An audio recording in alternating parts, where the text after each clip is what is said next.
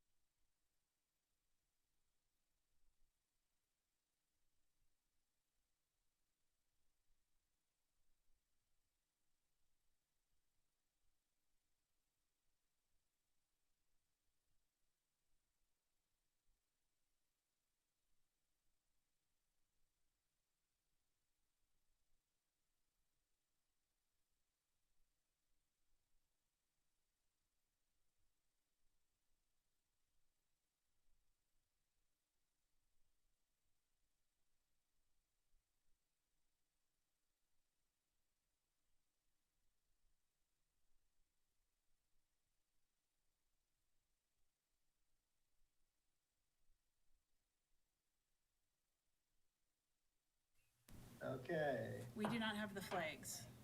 okay. Good evening and welcome to the June 2nd, 2020 City Council Special Meeting. I am Mayor Benson Wong. Tonight's City Council meeting is our 5th virtual council meeting using video conferencing technology provided by Zoom. We are also broadcasting live on MITV Channel 21 and on the city's YouTube channel. City Manager Jesse Bond is participating in the City Council chambers. City Attorney Beal Park is participating in tonight's meeting remotely. Some other staff members will be participating from the City Council chambers and complying with social distance. Other participating staff members will be doing so remotely. Public audience. That's the way members. we're up here, but I don't know if it's correct. Excuse me? Somebody's on? Nope. Okay. Public audience members are listening to the meeting by telephone or using Zoom teleconference application. Can we Welcome turn to the all audio up in here a little joining us bit? for tonight's meeting. City Clerk Deb Estrada, call the roll. There is some. Other staff members, Kirsten and IT, I need for you to mute your accounts.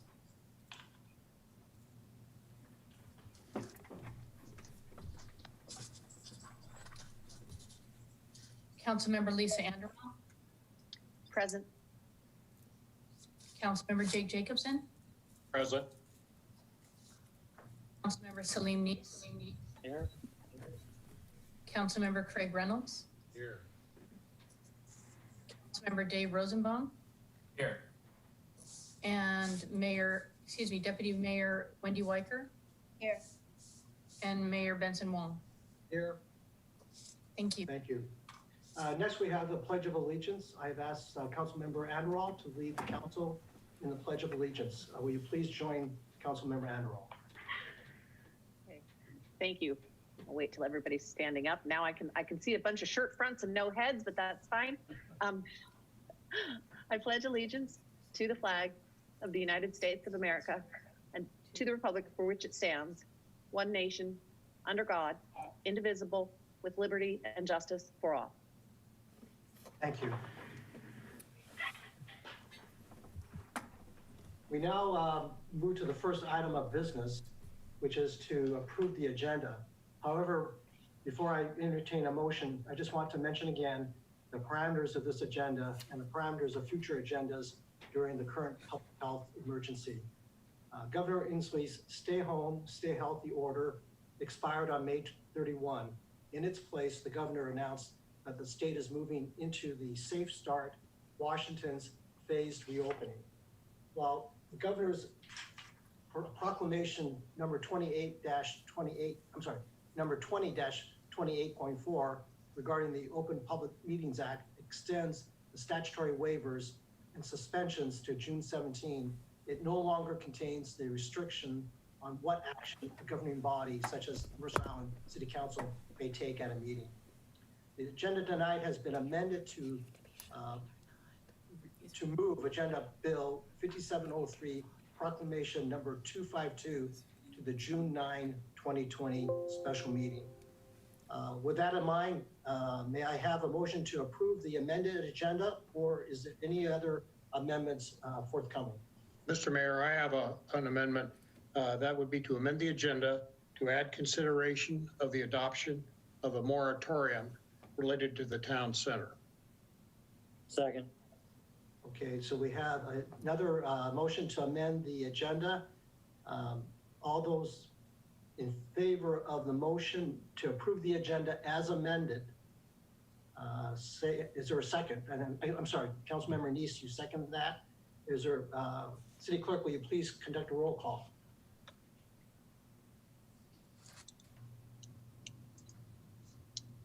Thank you, Mayor. Councilmember Anderall, I vote yes. Councilmember Jacobson, Aye. Councilmember Neese, Aye. Councilmember Reynolds, Aye. Councilmember Rosenbaum, Yes. Deputy Mayor Weicker, Aye. and Mayor Wong. Aye. Thank you. The motion passes and the agenda as amended is approved. For this meeting, we continue to utilize Zoom, the Zoom platform. If a council member has a question, the council member is asked to raise his or her hand, and I will do my best to answer or recognize the council person in the order that they have raised their hands. Everyone is asked to limit himself or herself to one question, one clarifying question if necessary, so that we can allow every single council member to ask a question before a council member is given a second chance to ask another question. Next on the agenda, we have the city manager's report. And for that, welcome City Manager Jesse Vaughn. Thank you, Mayor Wong. Just give me a second here to share my screen.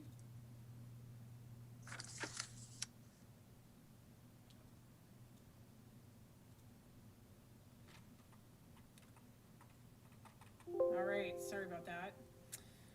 Good evening, council and members of the community that are joining us from home. I wanted to let you know that at the end of my presentation, which will be mostly brief, if that's such a thing, Chief Holmes will be joining us to comment. He has Jesse, I think you're on mute. Oh.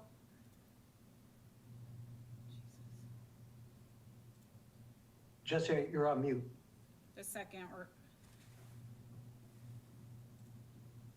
sorry about that. Screen sharing. Okay. Good evening, council and members of the community. Again, my name is Jesse Vaughn. I'm your city manager, and oh gosh, we are having some technical problems here. I am trying to share. There we go. All right, Mayor, may I just have one moment? We're not pulling up the right presentation. I'm sorry. That's fine.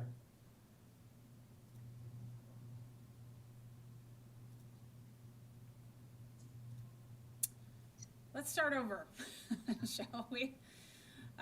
In just a moment, Ed Holmes, your chief of police, will be joining us to comment on a number of matters, and I will try to keep my presentation brief. First of all, an update on COVID-19. Our case count is holding steady at 76 confirmed cases. You may recall that this Sunday, the stay home, stay healthy order expired. However, replaced with that is an expanded Safe Start Washington's phased reopening order.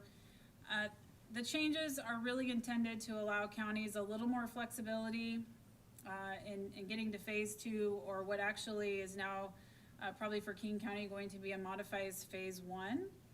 My understanding is that King County will be applying for modified phase 1 soon, and we will continue to provide updates as we learn more about that. The governor also changed some of the metrics this last weekend, which the new target is less than 25 per 1,000 residents. It was previously 10 per 1,000 residents, and King County released a dashboard. You can see the graphic here on the screen, tracking data like the trends and numbers of reported cases.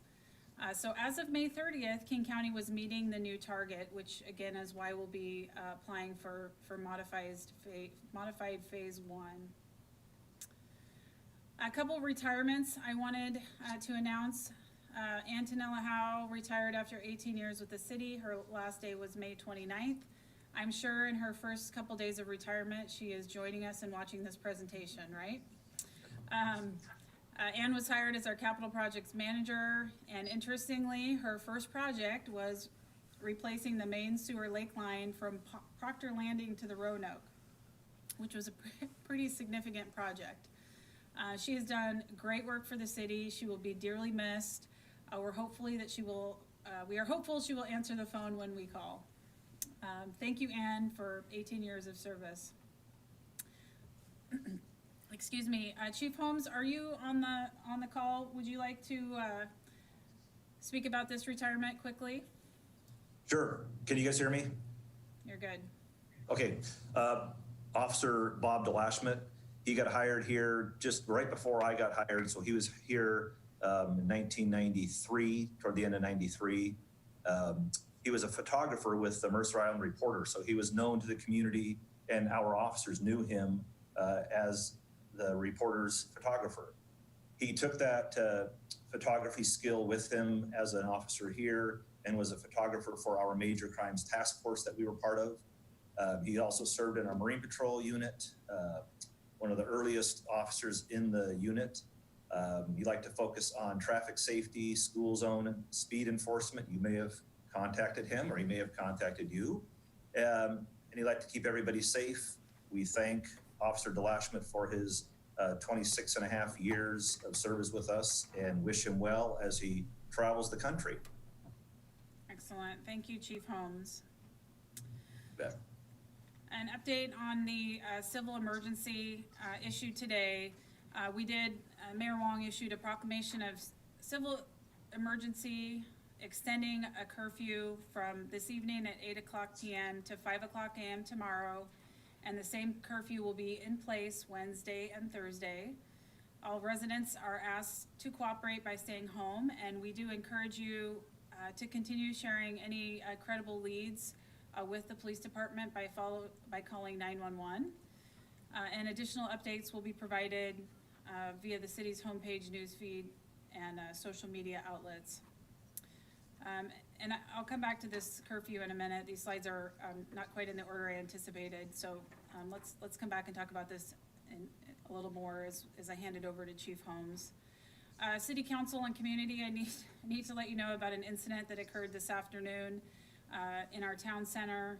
We had a water main break along 80th, the 80th overpass. It was a pretty big main. I think it was either 6 inches or 8 inches. It was likely caused by Sound Transit construction work. Fire and Public Works responded quickly. We lost about 140,000 gallons of water, but we're able to get it shut down. When the valve was shut off, pressure spiked and then tripped fire alarms in town center. So if you were driving through town center at 4 o'clock, as I was, you noticed a lot of people standing outside of buildings, very, very concerned. This was all tied to the original water main break. Unfortunately, due to the pressure change from the first main break. A second water main break occurred at the 2700 block of 60th Avenue. Water is currently shut off to about 15 homes, and we are working on repairs. We have crews in multiple locations within the town center working right now. We are estimating having water service restored by midnight. I apologize, it's been a rough day in the town center. Thank you to the community for your patience. Thank you to police and fire for responding. Also, because we had so many fire alarms going off at once, Bellevue Fire Department did respond, and we thank them as well. We were able to get them back to Bellevue pretty quickly once we realized everything was tied to the original water main break. Okay, so I'm sorry, the slides are in a little bit of a strange order. So back to our curfew this evening. I want to let you know that if you'd like to stay in touch with the city, a reminder to receive emergency alerts from the city, go to mercergov.org alert system, and you can register through our Code Red system. You can subscribe your home phone, your cell phone, and your email address to get updates. And we will continue to push out information on our website and across our social media pages. So before I turn this over to Ed Holmes, I just wanted to say a little bit more about the curfew. The decision to extend the curfew was, incredibly agonizing for us this afternoon. I want you to know it's not a decision we take lightly. It's not one that was made easily. Our role as your city servants is to ensure your safety, Mercer Island. We want to ensure that you're able to safely express yourself. We work to ensure that our businesses are able to conduct business safely, and we certainly work to maintain a safe and open community. We will not, however, tolerate lawlessness that threatens to result in serious injury or destruction to our properties. And the intel we have at this point led us to believe, as of today still, that our safety was at risk. This is why we implemented the curfew. We fully encourage, and I want to say this again, we fully encourage the free expression of grief, concerns, fears, and frustrations. All of you are felt, certainly we are feeling as well, and welcome peaceful protests. We believe it is through compassion and sharing that we connect and better understand each other. We are absolutely stronger when we come together. We thank you for supporting us in this decision, and we truly believe that we will work through this together. Chief Holmes, I'm going to stop sharing my screen now and pass the mic to you for a number of updates. Okay, thank you, and good evening, council and community. For the record, Ed Holmes, your police chief. And I want to start by just simply making a statement, and you may have heard me make it yesterday, but I think it's worth making it again. And this is about the George Floyd incident, so I'm going to start with that and just tell you very clearly that what happened to George Floyd is absolutely inexcusable. There's no excuse for what the officer did. He does not represent our profession, and he violated the very trust, the very public trust that we have worked so hard to build with our communities. Every police officer, every chief I've talked to agrees, 100% agrees that what happened with those officers to Mr. Floyd is 100% wrong. Now, I will also say that this incident, it again reminds us of the work we have yet to do in the areas of equity, equality, and anti-racism. Because I hope all of you understand, this isn't just about George Floyd, nor is this just about the criminal justice system. We need to have a constructive, meaningful, honest conversation about how to make lasting change in this area. Now, speaking of change, I'll say this, change is happening. So currently I'm the longest serving police chief in King County at 14 years. And over these 14 years, I have seen promising change. I've worked with a lot of chiefs and sheriffs, both as in my role as president of the King County Police Chiefs Association and president of our State Chiefs and Sheriffs Association. And I'll tell you now, there's more commitment now than I've seen in the past to make these meaningful, lasting changes. And really, it starts with hiring the right people, giving them the right training, and then holding them accountable. We spend a long time on our background investigations, making sure we hire the right people, and we also spend a long time on our training. Well-trained officers who genuinely appreciate the differences that people bring to the table is very important to me. Our officers attend annual mandatory training in the area of anti-bias policing, implicit bias, and cultural competency. We've also worked with a local Black pastor who's been very helpful to me personally and to our department, doing training for us and a number of other departments in the area. Now, I want to be clear, this training we do is not about checking a box. We understand that we have a lot of work to do. This is a journey that we're on, and we want to continue to partner with area trainers to help us be a better department, to help us serve our community even better. This is an ongoing process. Now, recently, the desire to see this change, and we've seen it with the demonstrations, has most unfortunately been overshadowed by the criminal element we see in this area here and across the country.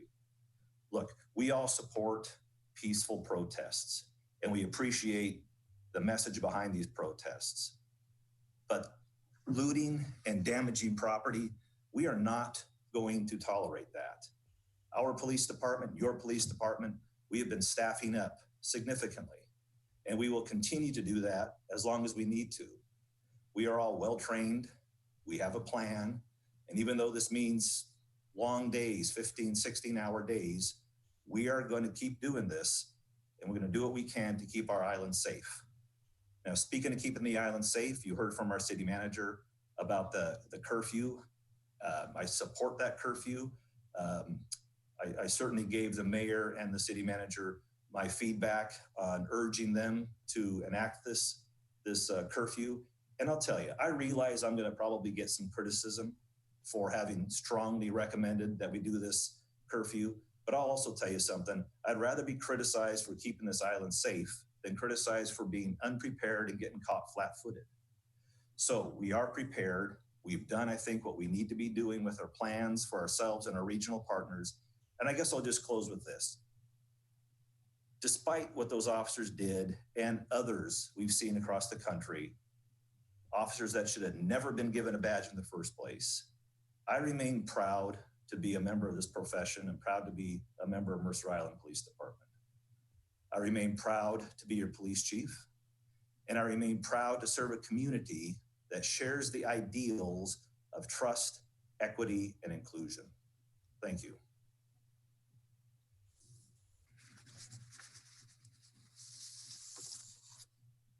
City Manager, do you have any further, have you completed your report? Yes, that concludes my report, Mayor Wong, and I do want to mention this is a little out of ordinary.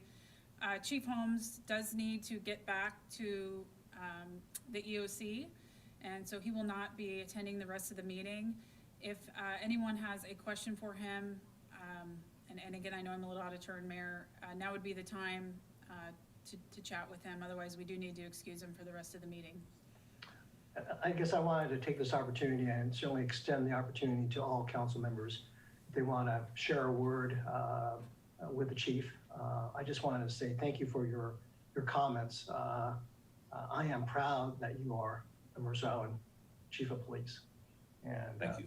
You've done a great job, and you have my full support. And again, provide this opportunity if any city council member wants to chime in.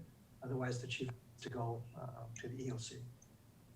Well, this is Lisa Anderl, and I was talking to some citizens recently, and I said, this may sound weird, but Chief Holmes doesn't have a whole lot of interest in catching criminals on the island or solving crimes. He has a whole lot of interest in making sure they don't happen in the first place. And for that, you have my utmost respect, my utmost thanks, and my utmost gratitude for the work that you're doing. I support the curfew 100%. Councilmember Rosenbaum. Thank you, Mr. Mayor. Chief, just want to thank you for those remarks. I'd like if we could maybe get that segmented out from the meeting to share out because I'd like to share with everyone in my network. I'm proud that you're our chief and proud of your commitment to these issues. I think like so many of us, the events of the last week have left us, sort of speechless. just sort of seeing everything that's happened. It's been a real challenge trying to understand everyone's perspective and be an ally. And I appreciate your commitment to these issues. I admire that you prioritize this for the department. I think it's critically important. So thank you for your work on this and also keeping us safe in these very challenging times. Thank you. Councilmember Reynolds. Oh, Chief, if you want to respond. Oh, thank you. I just want to thank the chief as well for his thoughtful words and recognition that this is more than just an issue about putting up a line of policemen standing between protesters in the city, that it's a cultural and societal issue. And I have confidence that he recognizes that de-escalatory techniques can be more effective than just arresting people. And I have confidence he'll follow through on that. And as a consequence, keep us safe and keep the situation from escalating. Thank you. Deputy Mayor Weicker. Chief, I just want to thank you for your remarks, and I also want to thank you for your leadership in the region with all the other police chiefs. And I think some of the responses we've seen from first responders and police officers in the last couple of days in these unprecedented times has just been incredible and heartwarming, and trying to be a community force and a partner in change and acknowledging the difficult conversations we have around race is hugely appreciated. And I appreciate you've been doing this work for years. And I think it's showing now in this time when we need it more than ever. So thank you for your leadership here on Mercer Island and with your colleagues out in the world who are just trying to do the best we can to acknowledge all the disparity and equity that is long overdue that we remedy. Thank you. Chief, I know you need to go to the EOC, so again, thank you for your service. And, oh, somebody's raising their hand, but he's not using the technique, but I see Jake is raising his hand. I'd like to thank you, Chief, for you and your department for the service you provide to our island, but even more the attitude and atmosphere that you project in law enforcement. I'm very proud and very appreciative that you and your department act and project in the way you do. Thank you. Thank you. And Councilmember Neese. And I also wanted to thank you. I can tell by your words you put a lot of thought into this, and by the passion in your voice, it means a lot to you. It also means a lot to us. I was reading just the other day some comments by Mayor Wong, and he had mentioned that, and I hadn't really thought about this, I don't think about these things too much, that he was the first mayor of color in Mercer Island. And I also thought, well, I'm the first deputy mayor of color in Mercer Island. And as we think, and as I've talked to you over the years, I've always found you to be inclusive and also very thoughtful as it comes to how people are represented, where they're represented, and where they come from. And I've always felt very respected by that. So I want to thank you for that, because I know it's not lip service. I know that you live it and you walk it, and that the team of people that you command also do. And we as Islanders deeply appreciate that, and we benefit from that greatly. And you lead by example, and that means a lot to us. Well, if I may, I certainly appreciate all the support that not only I personally, but our department has received from the council. And we do have a great department, and I am very proud of our department. And you should be too. And are we perfect? No. And do we have work yet to do? Yes, I do personally. We all do. So I'm very hopeful that throughout this whole scene going on across the country, that we land in a better place ultimately, that it's not all for nothing, that we really do make some meaningful change. So I'm optimistic with that, excited to see where that goes. And again, I really appreciate your support and the support of my office, the support from my officers for me, so I can do my job. And I just really appreciate all of you. So thank you. I'll sign off and head down to the EOC. Great. Thank you, Chief. Councilmember Rosenbaum, your hand is still up. I'm not sure if that was okay. Tonight's agenda will not include in-person public appearances in accordance with the extension of Proclamation 20-28.4 and the governor's extended stay-home order. However, individuals wishing to speak live during the appearances portion of our meeting may do so by telephone or using the Zoom teleconferencing application, provided, however, they have registered their desire to speak with our city clerk by 4 p.m. today. Our city clerk will call on your name or call you by name or by telephone when it's your turn to speak. This is an opportunity for anyone to speak to the City Council on any topic. All remarks will be addressed to the council as a whole and not to any individual council member or staff member. If any person makes personal, impertinent, or slanderous remarks, or who becomes boisterous, threatening, or personally abusive while addressing the council, I may request that the person leave the meeting. As a reminder, the council cannot accept comments on any campaign-related matters such as elections for individual offices or ballot propositions, except under specific circumstances where consideration of a ballot measure is on the council agenda. When it is your turn to address the council, be sure to speak audibly, state your name for the record, and limit your comments to 3 minutes. The clerk will provide a 30-second warning when your time is about to expire. City Clerk, is there anyone who has signed up to speak before the council? Thank you, Mayor. There are 3 people that signed up for public appearances tonight. The first is Dwight Schaefer, followed by Ashley Hay, and then the last one would be Mark Golan. The speakers, please know that there'll be a 15-second warning that we'll provide when each person's 3 minutes is also up. So the first person we have is Mr. Schaefer. I believe he's on the line at. Can you hear me?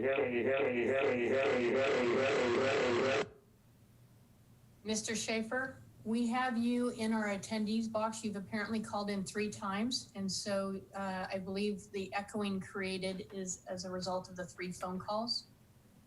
May I suggest that you hang up the 3 phone calls and try calling in again, and we will circle back to you.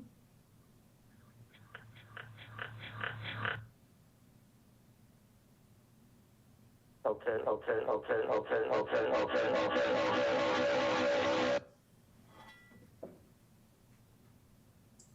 City Clerk, who is next? The next person that we have is Ashley Hay. Ashley Hay, are you on the line?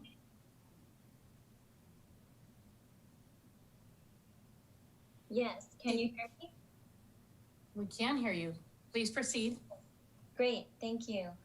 So good evening, my name is Ashley Hay. Thank you for hearing my comments tonight. I would first like to thank each and every one of you for the way you have responded to the COVID pandemic. From the very beginning, you have worked tirelessly to keep our community safe, connected, and informed. And I greatly appreciate this. Thank you. In particular, I'd like to say that City Manager Bond, your leadership throughout this pandemic has been nothing short of amazing. Thank you for providing regular weekly briefings to our community to keep us informed, and I enjoy those very much. You ended each briefing with a good news story, which brought a glimmer of hope to this dark experience. Thank you for that. I also want to extend my appreciation to the Mercer Island Police Department and Mercer Island Fire Department for continuing to keep our community safe during this pandemic, and particularly in the past few days as we found ourselves in the midst of much uncertainty and volatility all around us. So to each of you who have shown steadfast leadership during this tumultuous period, I thank you. We are in a difficult time as individuals, as a community, and unfortunately as a nation. Now, more than ever, we must focus on our priorities. For our family and for so many others on the island, public safety is a top priority. I am very pleased to see that tonight you will be discussing ALPR, automatic license plate recognition technology. I'm extremely supportive of equipping patrol cars with ALPR, and I'm grateful to you for considering this very useful technology. Many residents I have talked to about ALPR were surprised that this is even up for discussion because they assumed that ALPR was a standard feature on patrol cars. It certainly should be. I hope that you can make this happen. We know that ALPR is being used by other jurisdictions and all across the US with great success to generate investigative leads, aid in solving of crimes, and to deter and prevent crime. I hope that each of you will recognize the importance of implementing ALPR in our community. Thank you so much for having this conversation tonight, and I fully support this agenda item. Thank you.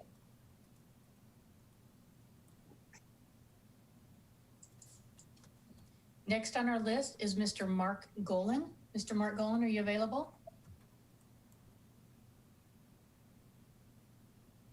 Mr. Golan? Yes, sorry, I'm unmuted. This is Mark Golan. Mayor Wong, honored council members. I had originally requested time to discuss the impact of the extension of curfew on the planned Mercer Island candlelight vigil for George Floyd. I'm happy that the vigil has been moved to 6 p.m. on Wednesday at Mercer Dale Park so that it is not illegal under the newly extended curfew. I hope to see all of you there. That said, I have listened to the presentation of Chief Holmes, and while I appreciate his service, I have heard of no specific, credible threat to Mercer Island lives or property that justifies the extraordinary action of a 4-day curfew blocking many constitutionally guaranteed rights in the absence of any reported crime. I remain concerned that this unjustified and disproportionate measure will actually increase the risks of continued civil disobedience and violence, and beg you to reconsider and withdraw it as soon as possible. Thank you very much.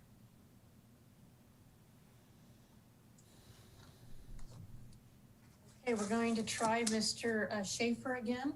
Mr. Dwight Schaefer, are you on the line? Yes, can you hear me now? We can, sir. Please. Hello? Can you hear me? Yes, we can. Okay. I am wanting to speak regarding to the Transportation Improvement Plan, SB 123.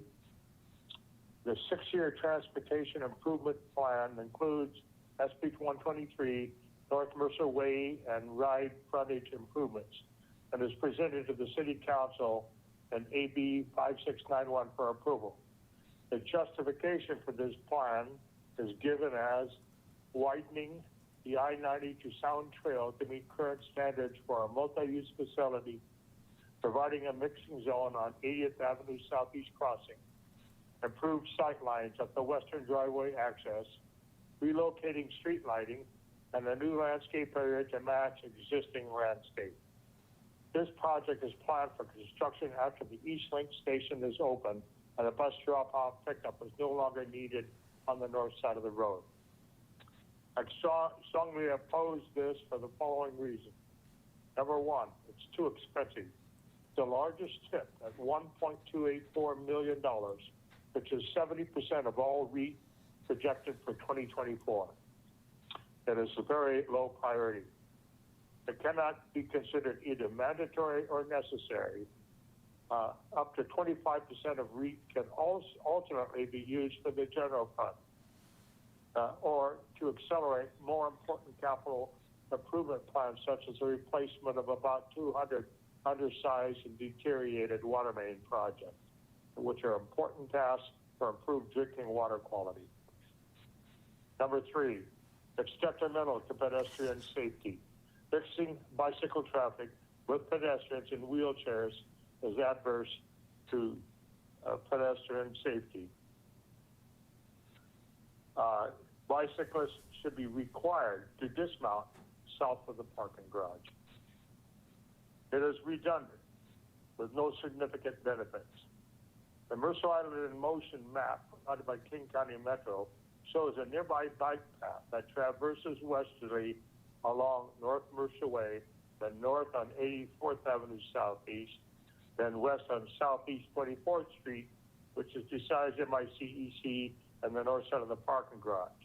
Then westerly along North Mercer Way, a trail that has significantly less pedestrian conflicts. 5, it precludes better solutions for Mercer Islanders and bus riders from the east and the southeast.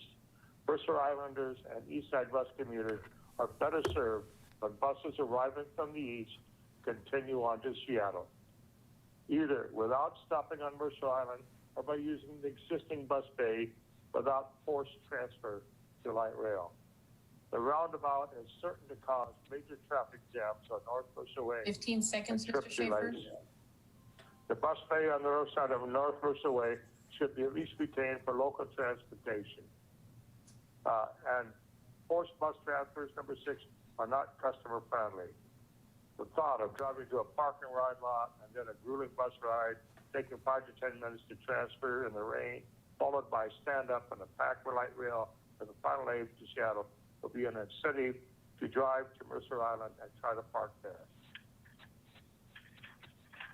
Number 7, it caused increased indirect costs. And there's a whole bunch of things on that list. And number 8 is ill-defined. I say it shouldn't be presumed that the bus turnaround and transfers is a done deal. They can easily undo any construction performed to thwart sound transit metro without strong legal protection. The best solution is a strong legal agreement that prohibits forced transfers, turnarounds, and layovers and idling. Thank you. Schaefer, can you conclude your remarks, please? It's quite possible this be 123. It's just a placeholder, but it still conveys acceptance of the forced bus light rail transfer and turnaround. Sound Transit will be emboldened to push for bus layovers in exchange for some token payment.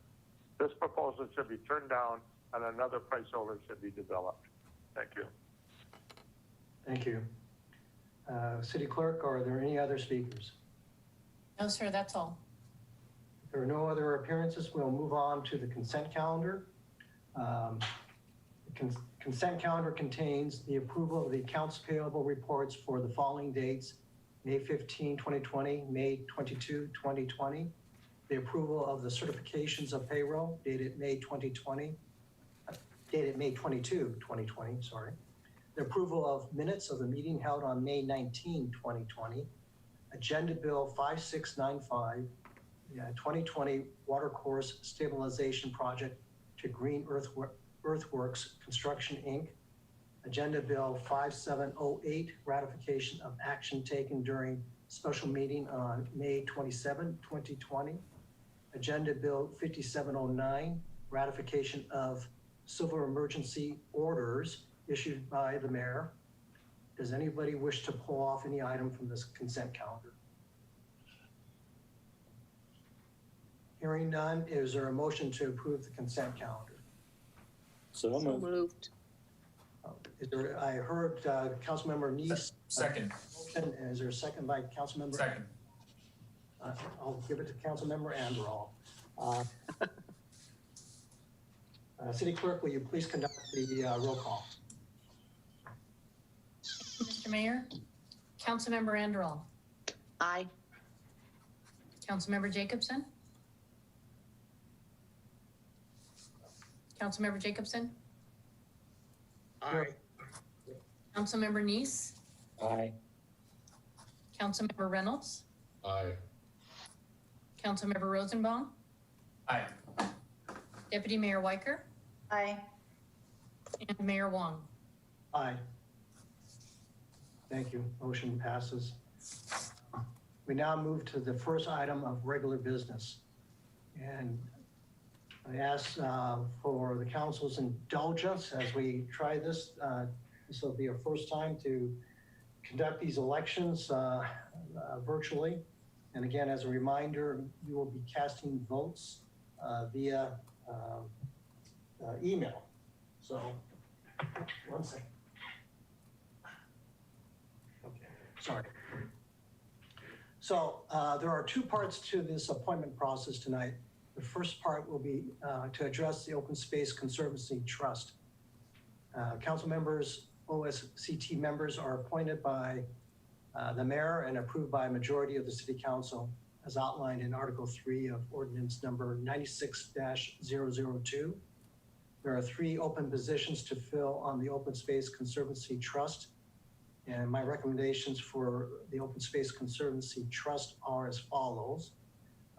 Position 1, which is a new term expiring May 31, 2024.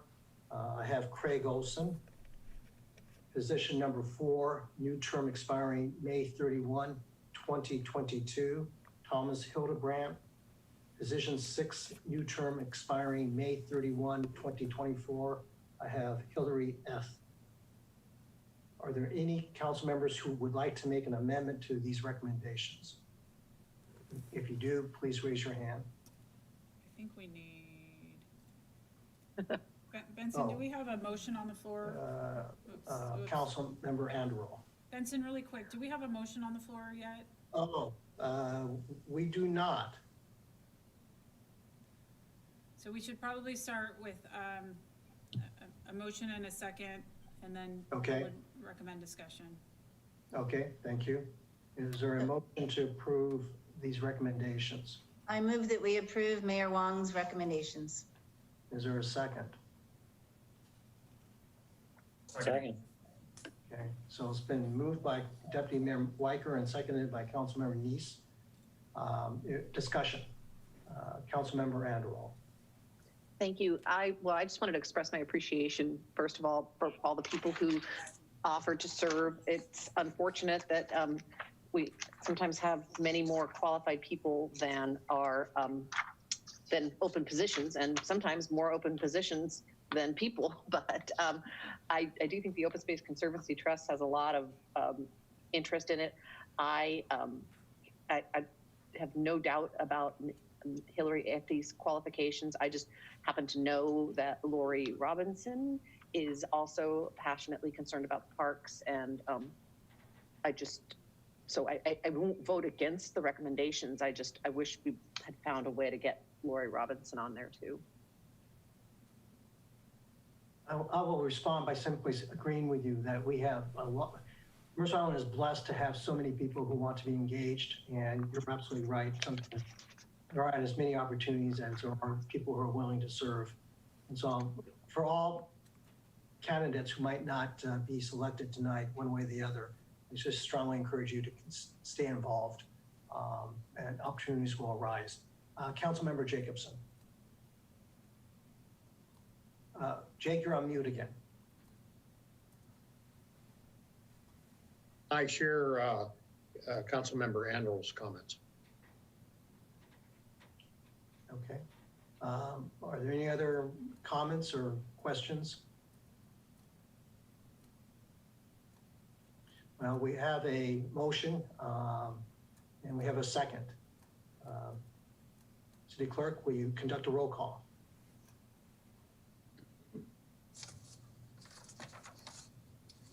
Councilmember Anderl, Aye. Councilmember Jacobson, Aye. Councilmember Neese, Aye. Councilmember Reynolds, Aye. Councilmember Rosenbaum, Aye. Deputy Mayor Weicker, Aye. and Mayor Wong. Aye. The motion passes, and Tom Hildebrand, Craig Olson, and Hillary are appointed to the Open Space Conservancy Trust. Congratulations. Now this brings us to part 2 of the appointment process, and this is the one that's going to be a little bit trickier. So at the Council's February 18, 2020 regular meeting, the City Council changed the board and commission appointment process, providing that all appointments, with the exception of the OSCT, be made by a vote of the City Council during a regularly scheduled meeting. Well, tonight it's a regularly scheduled meeting. We're going to we're going to do this by written ballot, casting a vote equal to the total number of open seats on the board or commission. Now, given that the City Council meetings are occurring virtually due to the COVID-19 pandemic, the City Clerk will email the City Council with a list of applicants. Each council member will return the email to the City Clerk with their candidates of choice to comply with the rules of procedure. Applicants that receive the most votes, provided they have received a minimum of 4 votes, will be appointed to the open seats on the board or commission. The names of the applicants selected will be added to the resolution number 1582 with the final approval required by a vote of the City Council. The first election is for the seat on the Arts Council. Please note that there is only one request for reappointment and no new applications for appointment to the Arts Council. Staff will await the outcome of the appointment process and then advertise to fill the remaining vacancy. Madam City Clerk, please send an email ballot to the City Council.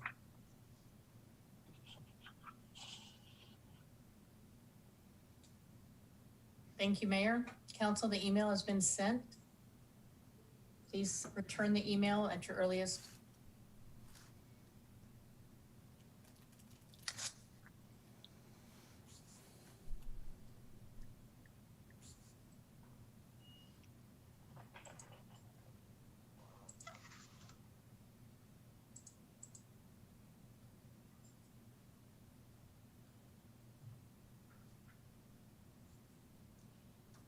One moment, Mayor, while we start collecting the return votes.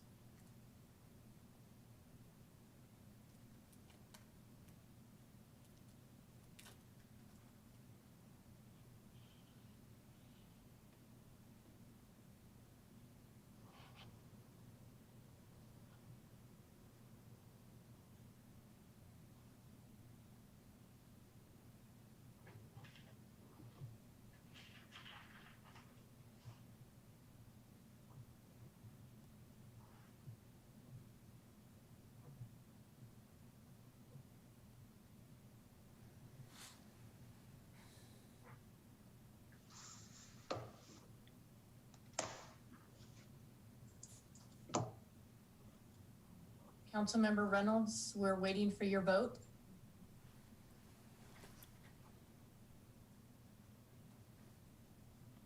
I have sent it. Let me see if I can figure out what's going on. I'm assuming it's going to be pretty much 6-0 even without me, so.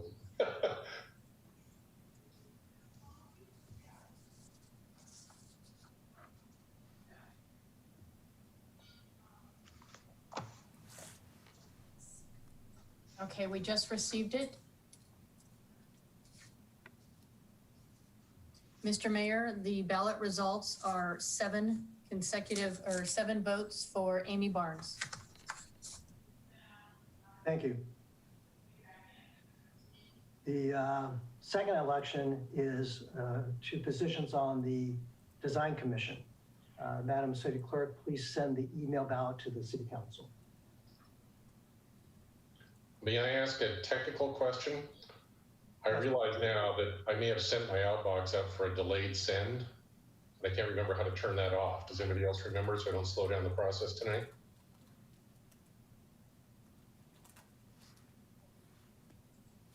I don't have any. I've never done that in my life. Okay. It's a handy technique to deal with buyer's remorse or sender's remorse and accidentally hitting send too quickly. But I've never had that. So Council, I'm sending the email right now. Please be advised that there are 2 open positions on the Design Commission, so you will return 2 names.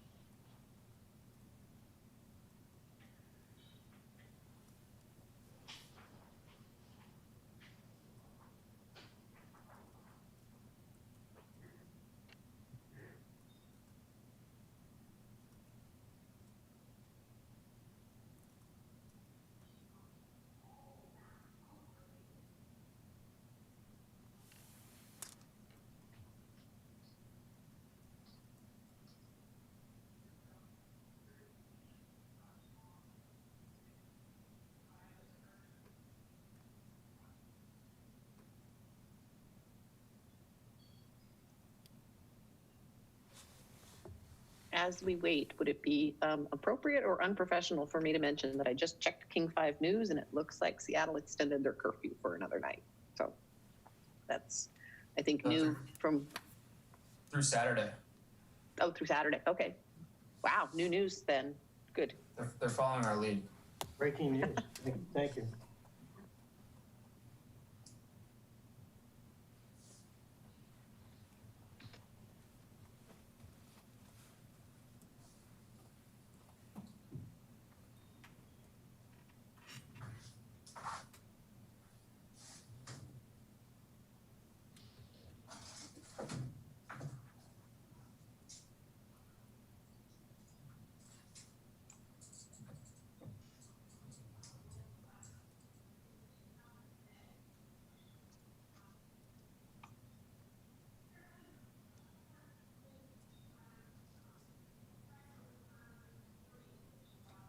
Okay, I believe I turned off that feature, so the others should go faster. Sorry about that.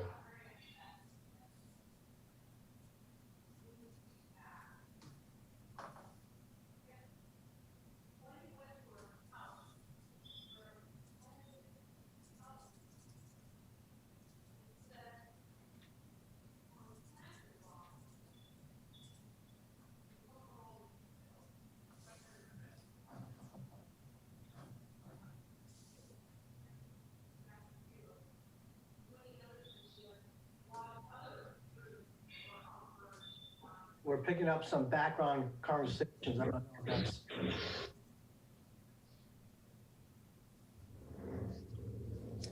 Okay, council, we have the results of the 7 ballots. And we have 4 or more votes for 2 candidates. We have a total of 5 votes for Claire McPherson and 4 votes for Anthony Perez. So those 2 individuals will be put on the resolution for approval later on the agenda. Thank you, City Clerk. The third election tonight is for 1 position on the Parks and Recreation Commission. Madam City Clerk, please send the email ballot to the City Council. Thank you, Mayor Wong. Again, council, just a reminder that there is only 1 candidate to choose from, so please only return there is only 1 position available in the Parks and Recreation Commission, so please return 1 name.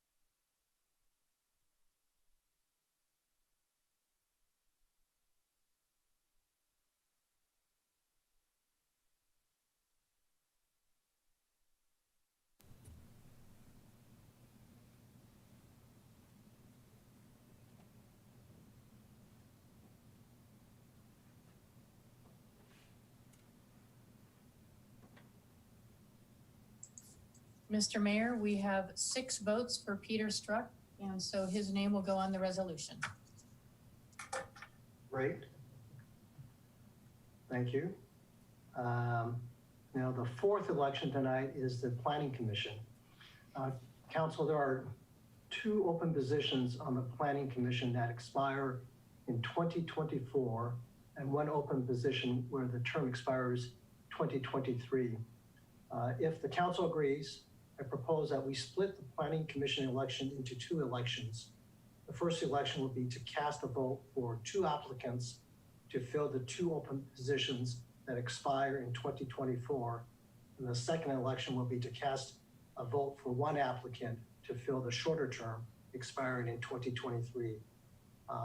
It's not clearly stated in our standard operating procedures, so I'm looking for concurrence from the folks from the city council.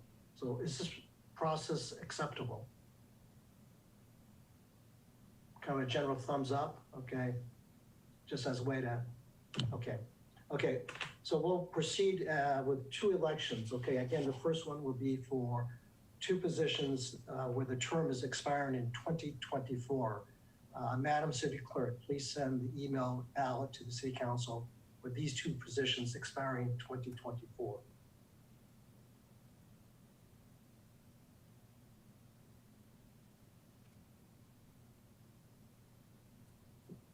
Madam City Clerk. Yes, Mr. Mayor, I was just modifying the ballot briefly to add the term date.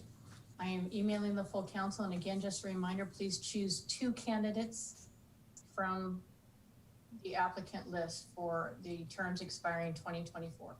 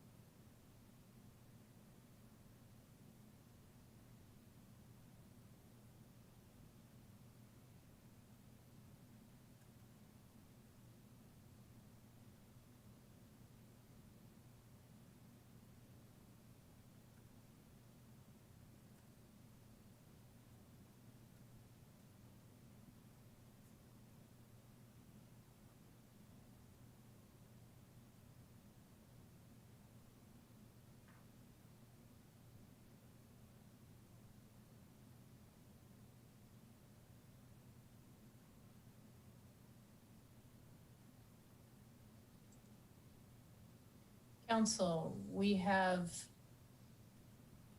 4 votes for Mr. Daniel Hubble, so his name will move forward to the resolution. We have a tie vote for 3 votes for Doug Cargill and 3 votes for Tracy Grambois. And we have 2 votes for Michael Murphy and 2 votes for Lucia Perzio. So we will be doing a round 2 with the 4 names that received 3, 3, 2, and 2.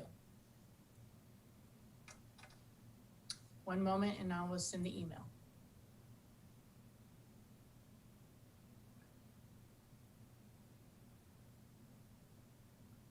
City Clerk, are we only voting for, how many are we voting for in this particular round?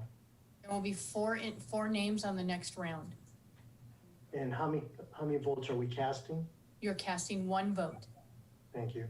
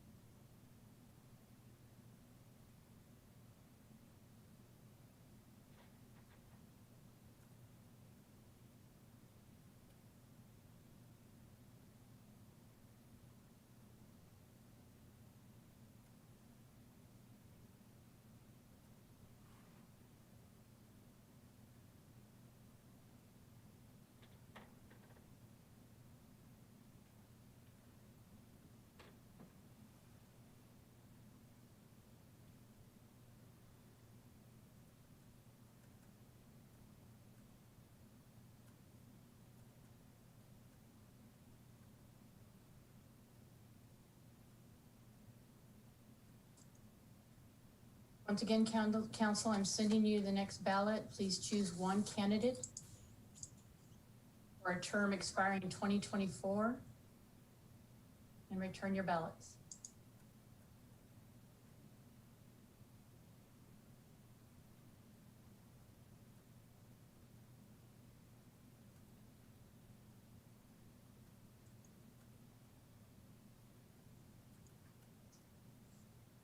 Please, when you respond, if you would just respond to me and not the full council, that would be helpful.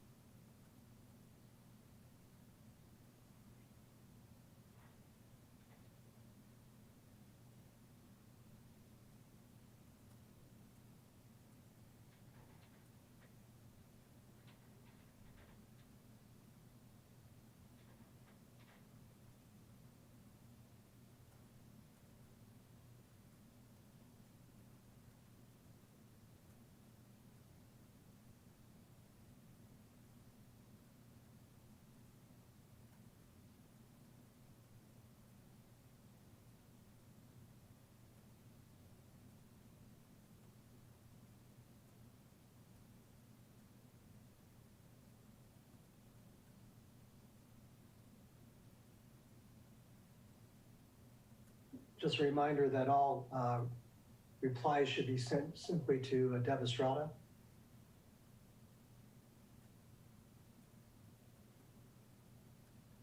I don't think I can do that.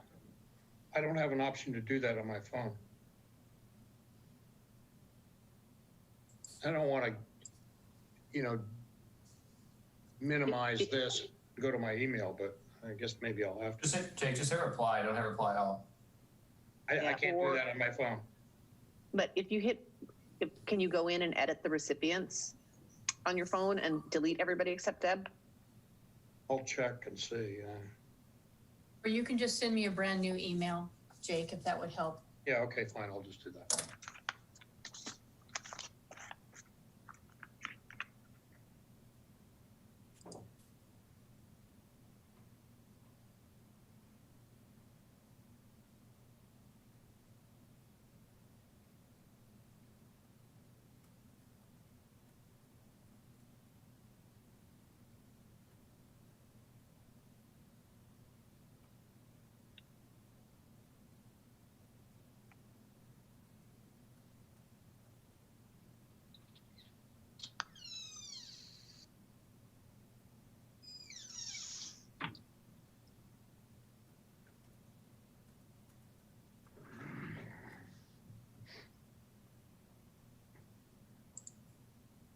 Councilmember Neese, I need for you to give me 1 name on this second round instead of two? I did. I had a copy paste error. If you see the second email, it has just a single name. Thank you. I see it.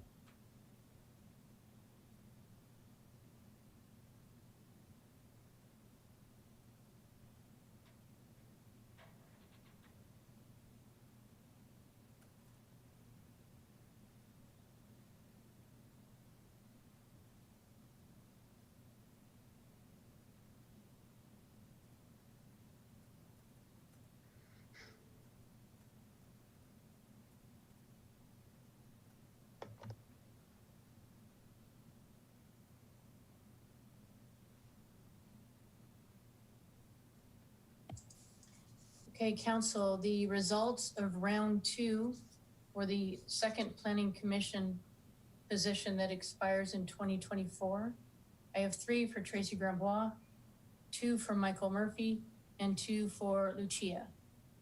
So I will be sending a third email to you for a third round.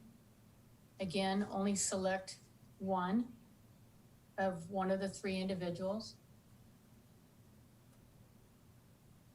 And just one moment while we prepare that email.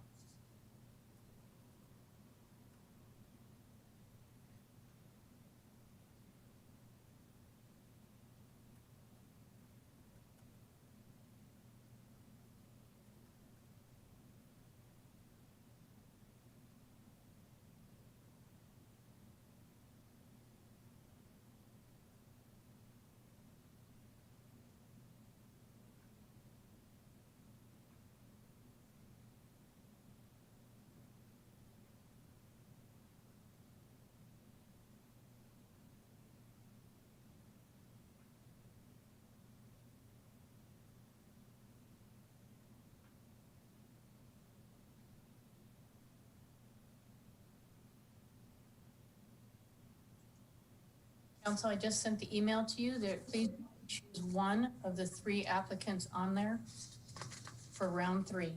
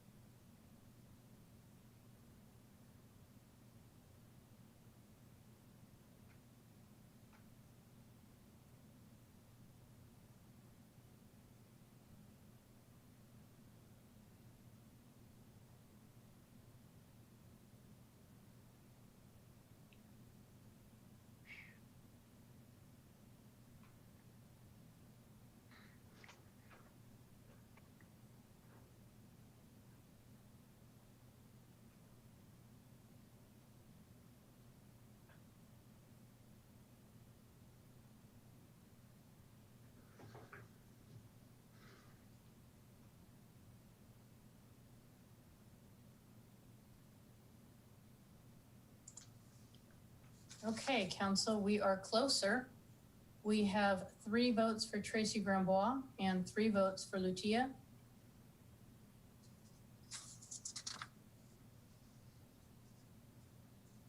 If the council is comfortable, we can advance to a 4th round, or I can pull a name from a hat. 4th round?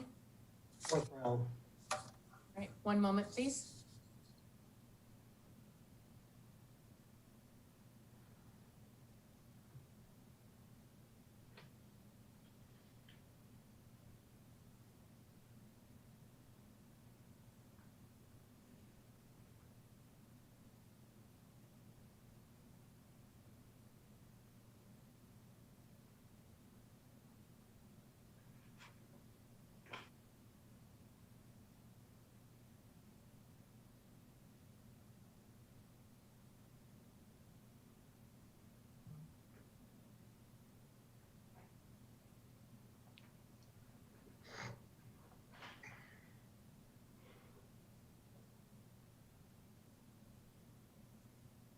Council, the email has been sent. Please select one name.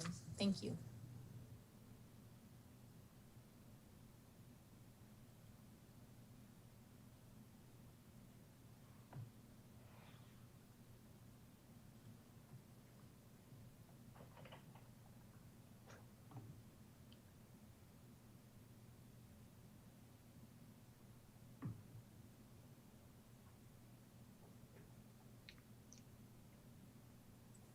Somebody, I think inadvertently texted me their vote.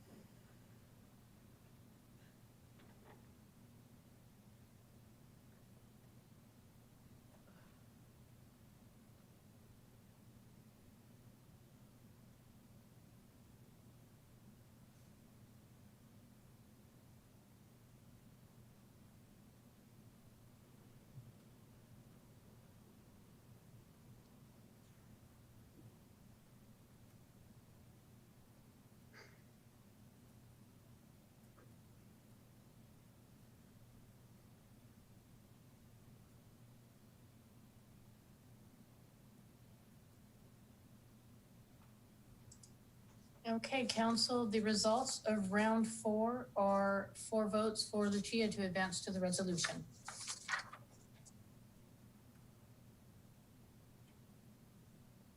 Thank you, City Clerk. Now we are going to elect somebody to serve on the Planning Commission for the term expiring in 2023. Madam City Clerk, will you send out an email?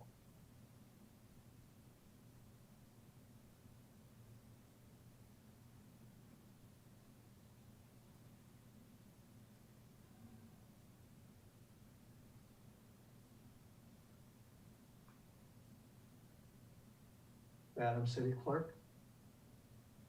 Yes, sir, I'm sorry. I'm just adjusting the emails that only includes the name of individuals that aren't already on the resolution. So one moment, please.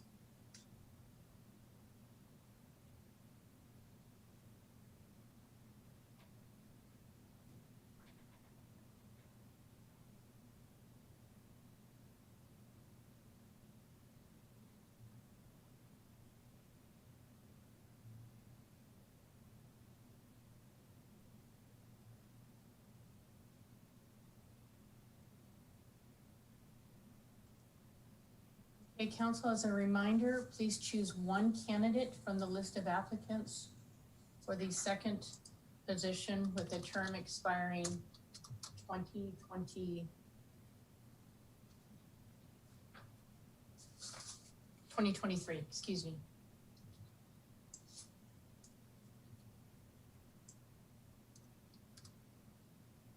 The email has been sent.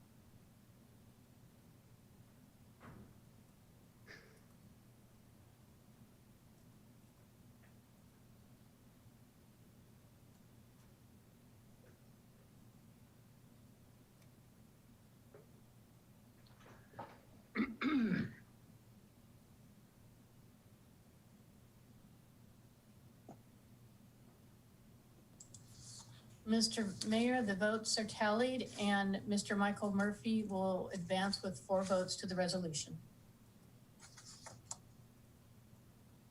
Thank you. We're drawing to a close on this matter. The 5th election is the utility board.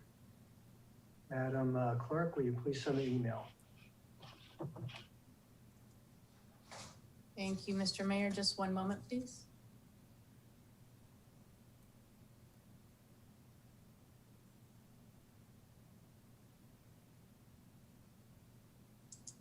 And as a reminder, council, there are 2 open positions on the utility board, so please return with 2 candidate names.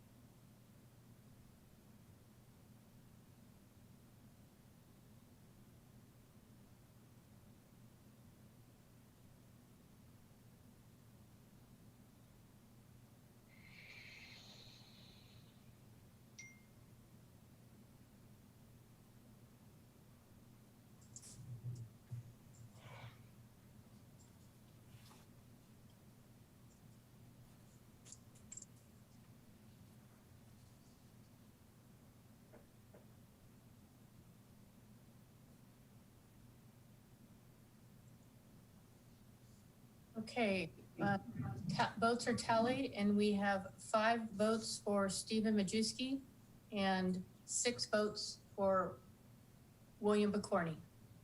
Excuse me, 7 for William Picorni. 6 votes for Stephen Majewski and 7 votes for William Picorni. Great.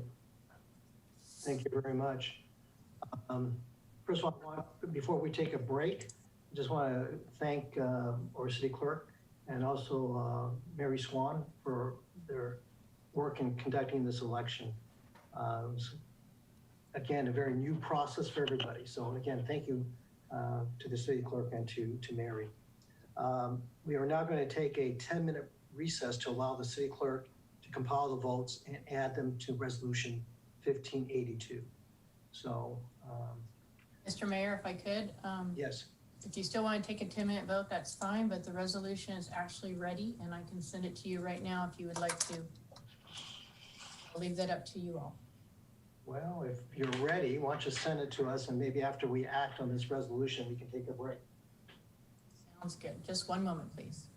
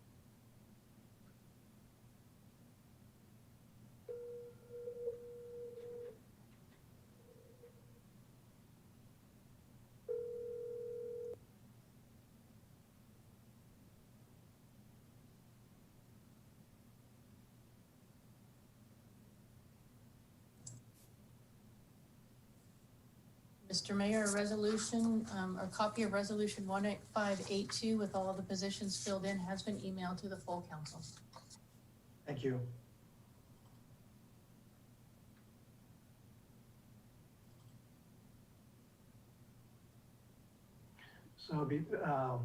So before each of you, you should have a copy of resolution 1582. And again, it recites basically or confirms the appointment of Amy Barnes to position 5 of the Arts Council. Identifies Peter Struck to position 7 on the Parks and Recreation Commission. Identifies Daniel Hubble being appointed to position 2. Lucia Rioli, position 3, and Michael Murphy, position 4 of the Planning Commission. And then on to the Utility Board, we have Stephen Machewski and then William Bokener. And I apologize for any mispronunciation of names. I missed the Design Commission. I apologize for that. And it reflects the appointment of Claire McPherson to position 3 and Anthony Perez to position 4 on the Design Council. Council, there's a motion to adopt resolution number 1582. Mr. Mayor, I'm sorry if I could Yes. interrupt. I noticed something that needs to be corrected. Okay. Mr. Hubble and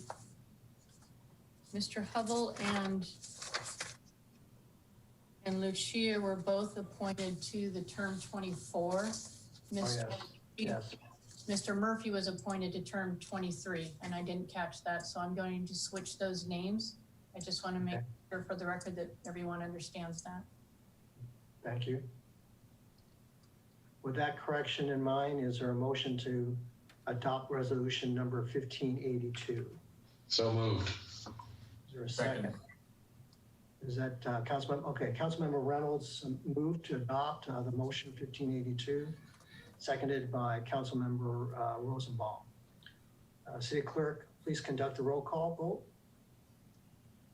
Thank you, Mr. Mayor. Councilmember Anderl. Aye. Councilmember Jacobson. Councilmember Jacobson. You're muted, Jake. Aye. Councilmember Neese. Aye. Councilmember Reynolds. Aye. Councilmember Rosenbaum. Aye. Deputy Mayor Weicker. Aye. And Mayor Wong. Aye.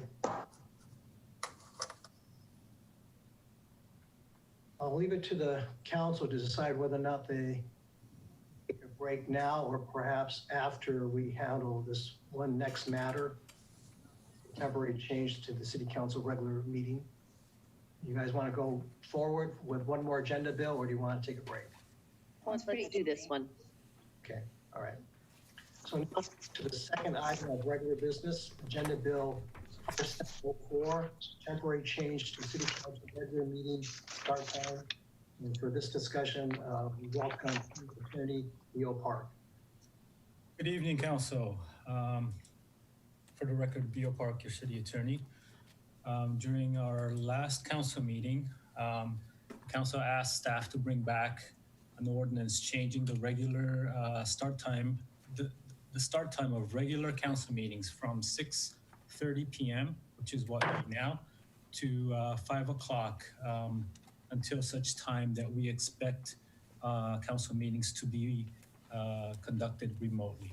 So ordinance 20C-10 changes your regular council meeting start time to 5 o'clock until December 31st of this year. And then after that, it will revert back automatically to 6:30. If you have any questions, I'd be happy to answer. I don't see anybody hands. Anybody want to raise their hand, have a question for Mr. Park? Councilmember Anderall? Yeah, thanks. I guess, do we need, this is, I guess, more in the way of discussion. What, but maybe it is a question. Was there any thought given to tying the sunset to, say, the end of phase 4 or something like that, as opposed to a calendar date certain? I'm not sure which is better, but constituent contacted me and said, you know, gee, why aren't you doing it this way? And I said, I have no idea. I know a date certain is fine with me. Triggering the end of phase 4 is fine, except for, you know, we don't know, there might be more phases. We don't, that plan isn't really locked. The calendar is locked. So maybe if you could just speak to that for a minute. Yes, thank you for the question. We did consider it tying to certain events happening. It's just that we figured it would be very simple to either terminate this early or extend this to a later date if the need happens. So we can easily bring this back. So we thought that it would be simpler to just tie it to a date certain. There's no other reason than that. And I'll just mention too, we anticipate guidance or rulemaking, if you will, from the governor's office around how government buildings will operate. We haven't seen that yet. So we don't have a clear understanding of phase 3 or phase 4 operations and what may or may not be allowed at that time. Council chambers is very small, which is why I've been sharing pretty candidly with you and the community that I foresee, given everything I know right now, that we may be virtual for the rest of the year. As BO Park just noted, we can go back to the 6:30 meetings as if things change. So no perfect science to selecting that date. That was just some of the thoughts that went into it. Any other questions? Seeing none, we have a motion to adopt ordinance number 20C-10. I so move. Is there a second? I'll second it. Okay, we have the motion has been made by Councilmember Jacobson, seconded by Councilmember Anraw to adopt ordinance number 20C-10. City Clerk, will you please call the roll? Thank you, Mr. Mayor. Councilmember Androl. Aye. Councilmember Jacobson. Aye. Councilmember Neitz. Aye. Councilmember Reynolds. Aye. Councilmember Rosenbaum. Aye. Deputy Mayor Weicker. Aye. And Mayor Wong. Aye. Thank you, City Clerk. And thank you, Mr. So would folks like to have a 10-minute break? I think that might be in order before we go into the next agenda bills. So why don't we go ahead and how about if we come back at 8:15? Okay. Right.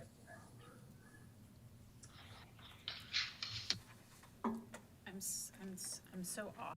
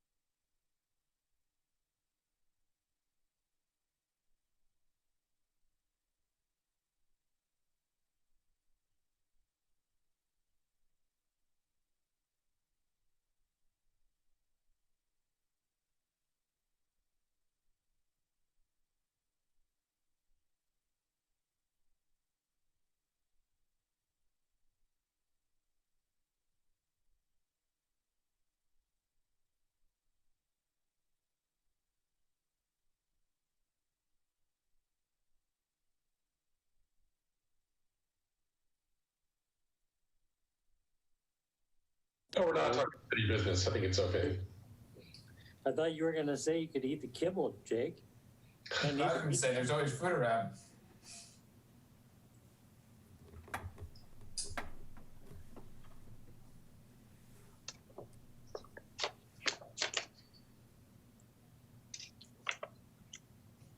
Now, I printed the packet, the rest of the agenda packet out, and it seems so deceptively thin for what I know we have to cover.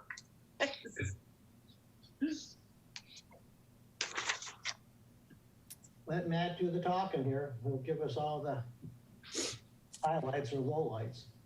Hey, Jake, how did the Rotary thing go? Are you in? Yeah, I'm in. And I good. thanked you Live. and said that you had an excused absence. So I hope you, that way you don't get fined or something. Exactly. Okay, Thank you. Mayor Thank Wong, you. we are live. Okay. All right. All right. Eloquent remarks, Mr. Jacobson. Okay. All right, so we may proceed here. We now move to the third item of regular business, Agenda Bill 5694, COVID-19 Response 2020 Budget Amendments. And for the discussion, we are led by Interim Finance Director Matthew Mornick.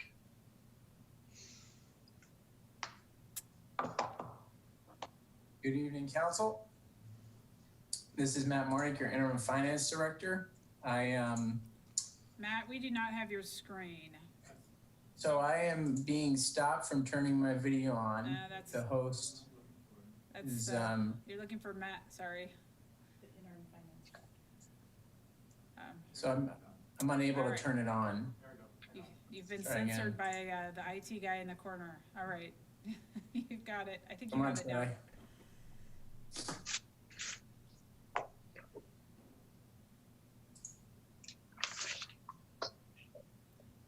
Matt, are you able to turn it on now? Let me try again.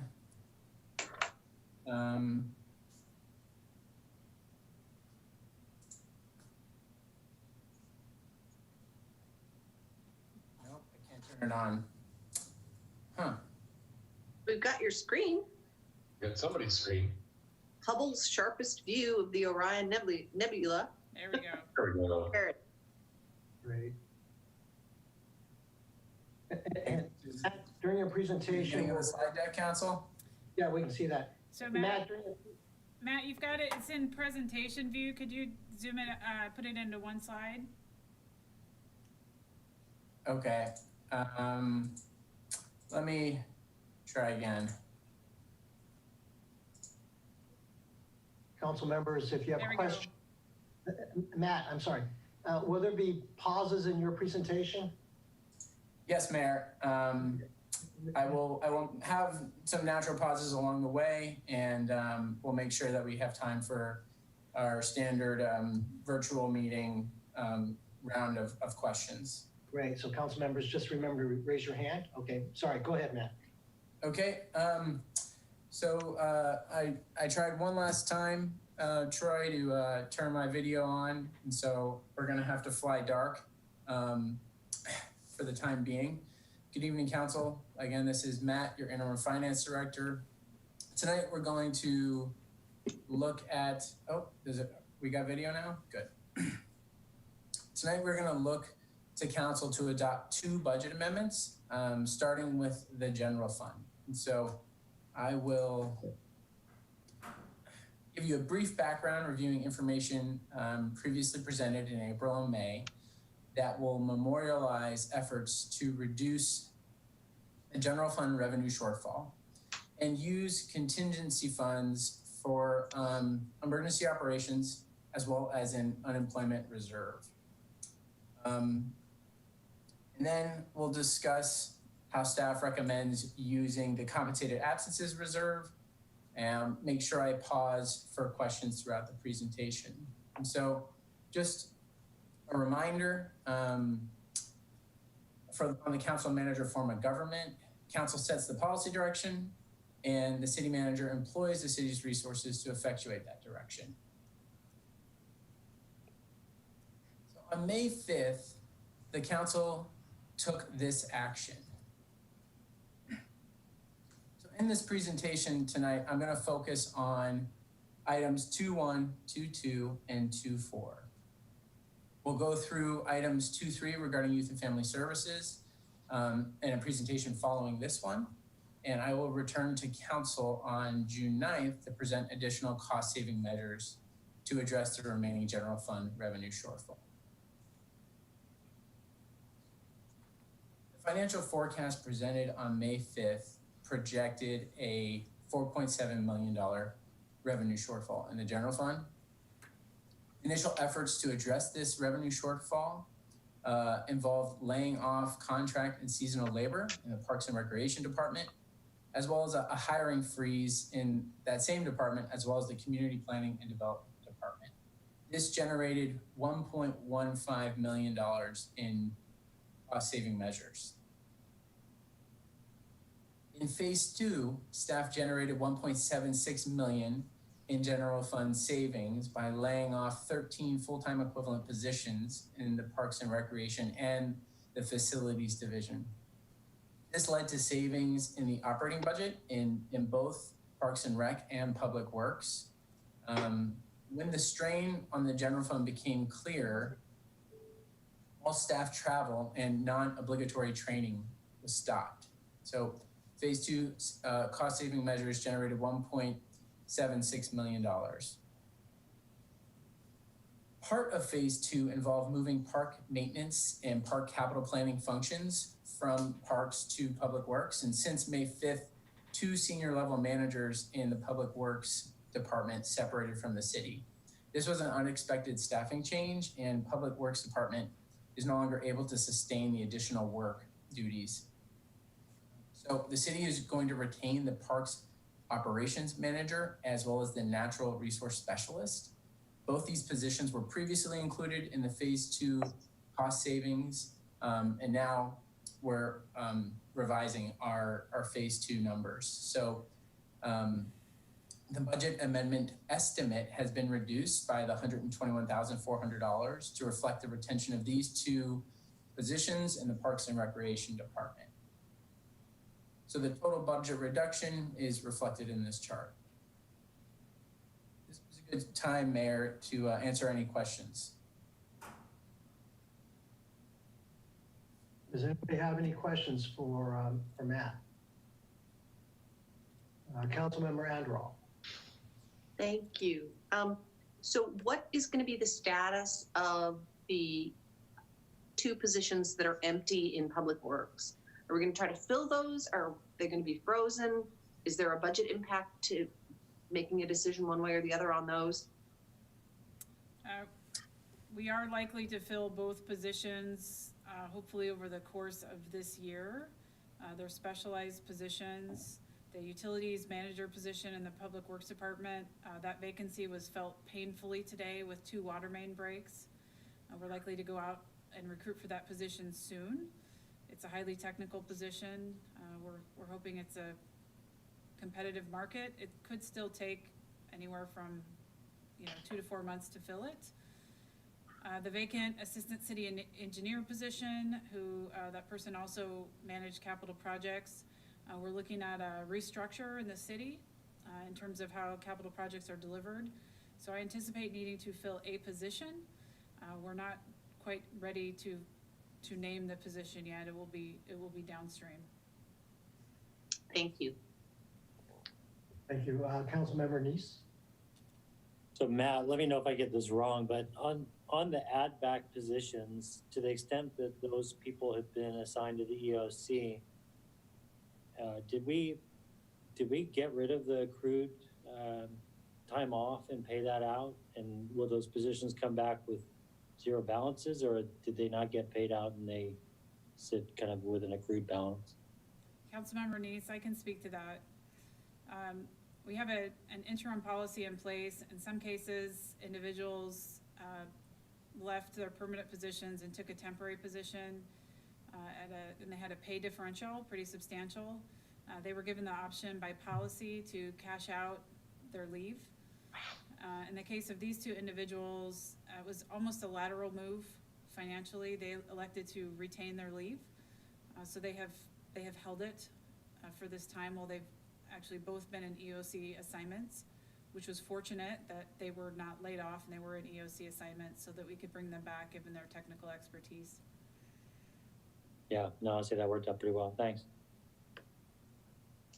Thank you. Councilmember Jacobson.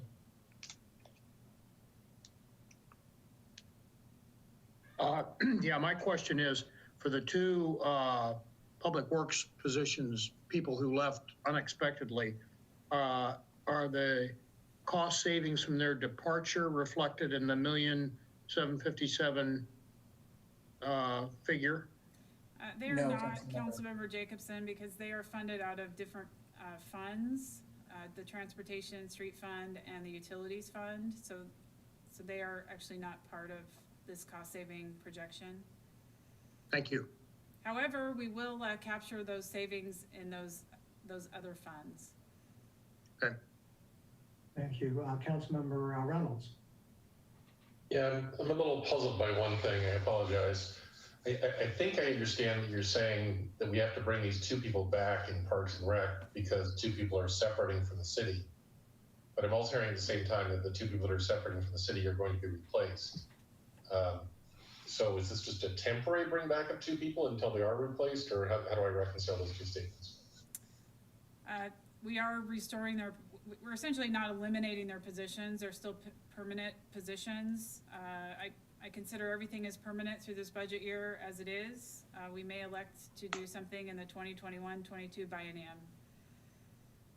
We may elect to do something different in the 2021-22 biennium with the structure of either the Public Works Department or the Parks and Rec Department.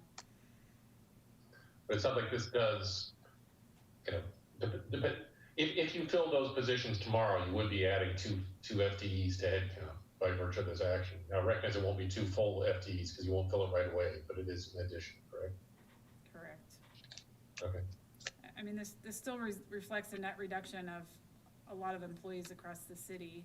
Oh, absolutely. I understand that. Just relative to the prior plan, it is an. And, I have to say, I know there's staff watching tonight. This is exactly what I didn't want to have happen. As we contemplated the reductions, it was a thoughtful consolidation of services. I was concerned about herky-jerky moves like this.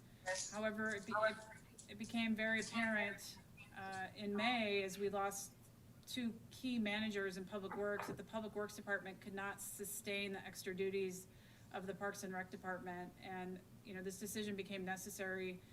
It was unfortunate, but I'm grateful that we have some flexibility still to move people around and stabilize at our new normal. Okay. I don't see anybody else's hands up, Matt, so why don't you go ahead and continue. Okay, we're going to turn our attention to the contingency fund and the request to support emergency operations. The beginning fund balance as of June is $4.2 million in the contingency fund. The level 2 activation of the Emergency Operations Center began in May, and it includes resources to sustain the city's long-term response to the pandemic. That involves equipment and supplies, as well as critical staff. Costs associated with this work is obviously not included in the 2019 and 2020 adopted budget. These are unforeseen expenses and unforeseen times. Prior to May 1, staff has spent $150,000 on emergency-related purchases, and this has included new laptops and other supplies to support the working from home effort, personal protective equipment that has been purchased in bulk, and decontamination equipment and services. After May 1st, staff estimates spending $12,500 in monthly expenses through the end of August. The level 2 activation includes 20 positions that are supporting the EOC at any given time. Of those, 8 positions are unbudgeted, and they are solely dedicated to emergency operations. So these staff are providing a variety of critical services to the city organization and the community at large at a monthly cost of $74,000. So this chart walks through how staff has arrived at the $496,000 appropriation request from the contingency fund. It will support emergency operations through August 31st. And it's important to note that these funds are reimbursable through the CARES Act and FEMA's Public Assistance Program. Happy to pause at this point, answer any questions. Does anybody have a question? Well, I'm going to take my turn and ask, Matt, you mentioned that the $496,000 is reimbursable under the CARES Act. I know you don't have a crystal ball, but do we have any idea of the timing and when we might expect to receive any reimbursement? If you don't mind, Mayor, I'll move through a couple more slides and be able to speak to answer that question. Great, thank you.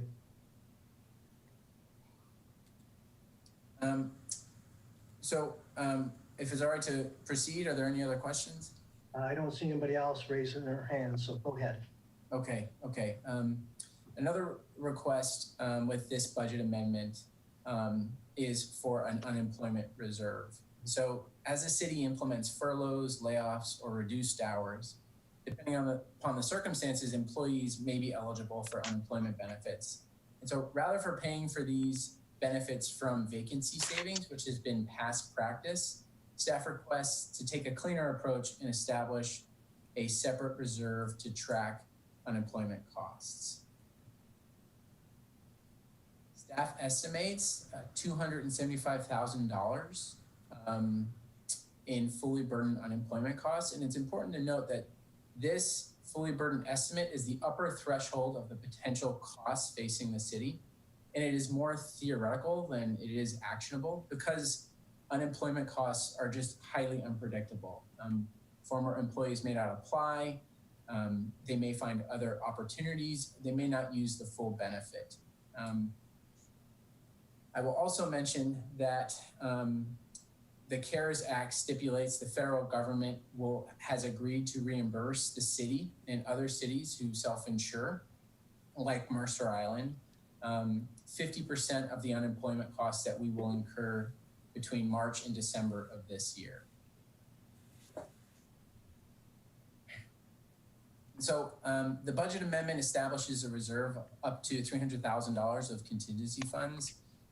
Resource is going to only be used when an expense is actually incurred. And it's going to provide for better accounting and tracking within the general fund during the pandemic. This just last slide covers the CARES Act and what we know to date, Mayor. We've received confirmation that the city will receive $734,100 in CARES Act funding. It's going to be through the Department of Commerce. We do not have a clear estimate on when these dollars will arrive. So unfortunately, that still is to be determined. But we are basically considering that pot of money is separate from the federal reimbursement for unemployment costs. So are there any questions? Does that answer your question, Mayor? And That answers my question, thank you. Matt, if I could just chime in too, you didn't cover the bullet on the last slide, so I wanted to make sure the council understands that we will, although we're asking for the fully burdened amount of unemployment, we are anticipating a reimbursement. And so there will be an opportunity to reconcile this in the future, which means when that reimbursement comes in, we can, we'll come back to the council and talk about restoring the funds to the contingency fund or whatever needs to happen at your direction. Jesse, you're cutting in and out. Oh, lovely. Not sure what to do. I'm on the mainframe here. Matt, did you want to hit that last bullet on this slide, please? Sure. So this point, just to add to what Jesse said, we will return to council, if not this year in 2021 to close the unemployment reserve. This is not something that we intend to have as an ongoing resource, and potentially replenish the contingency fund when we receive our potential federal reimbursement for unemployment costs via the CARES Act. And so that is a future action that we can take once we are hopefully in the clear from the pandemic. I'm going to ask a question. Matt, you know, as far as your $275,000 figure, your estimate, it may be too early still, but as far as actual numbers, dollars, are they coinciding with your modeling or? Mayor, let me try again. Am I still breaking up? You're okay right now. Okay. Yes, sort of. We do have employees that were laid off that have already found employment. So in that case, that's great news for them. And then we're not paying unemployment. Keep in mind, as a self-insured agency, employees that worked for us previously, if they have been laid off, we may be paying a portion of their unemployment. That was one of the reasons that modeling this became so very challenging. So we have had a few names show up on our list. Ali Speets, our Chief of Administration, she received a weekly list that we're carefully monitoring. So it's probably somewhere in the middle. And we do have employees that were laid off that have not filed yet. And so we don't know if, we don't know why. Okay. For those that, I should say, for those that have filed, the model we built to estimate unemployment costs is accurate. Thank you. Go ahead, Matt. Okay. I'm sorry, Mayor. Mayor Wong, I had my hand up. No, I'm sorry, I didn't see it. My fault. That's okay. Yeah. You're forgiven. Just a couple of questions. If we expect 50% funding or reimbursement, why would we model the full amount? And so that's question one. And then question two is, by moving this money to a separate fund for tracking purposes, which I agree with, are we actually appropriating it, or is it just a different way to track it? Okay, I'll answer your second question first. So we are moving the money from the contingency fund into a separate reserve within the general fund. So that appropriation moves the money, and that we will draw the money down when the need arises, when the unemployment costs arise. And then the reason why we are projecting $300,000 is we have once these costs come in, we have to pay them up front. This potential reimbursement, the mechanics haven't been worked out yet. We have not gotten information from the federal government. And so we anticipate in the future we will receive that reimbursement, but it's not a credible reimbursement at this moment in time.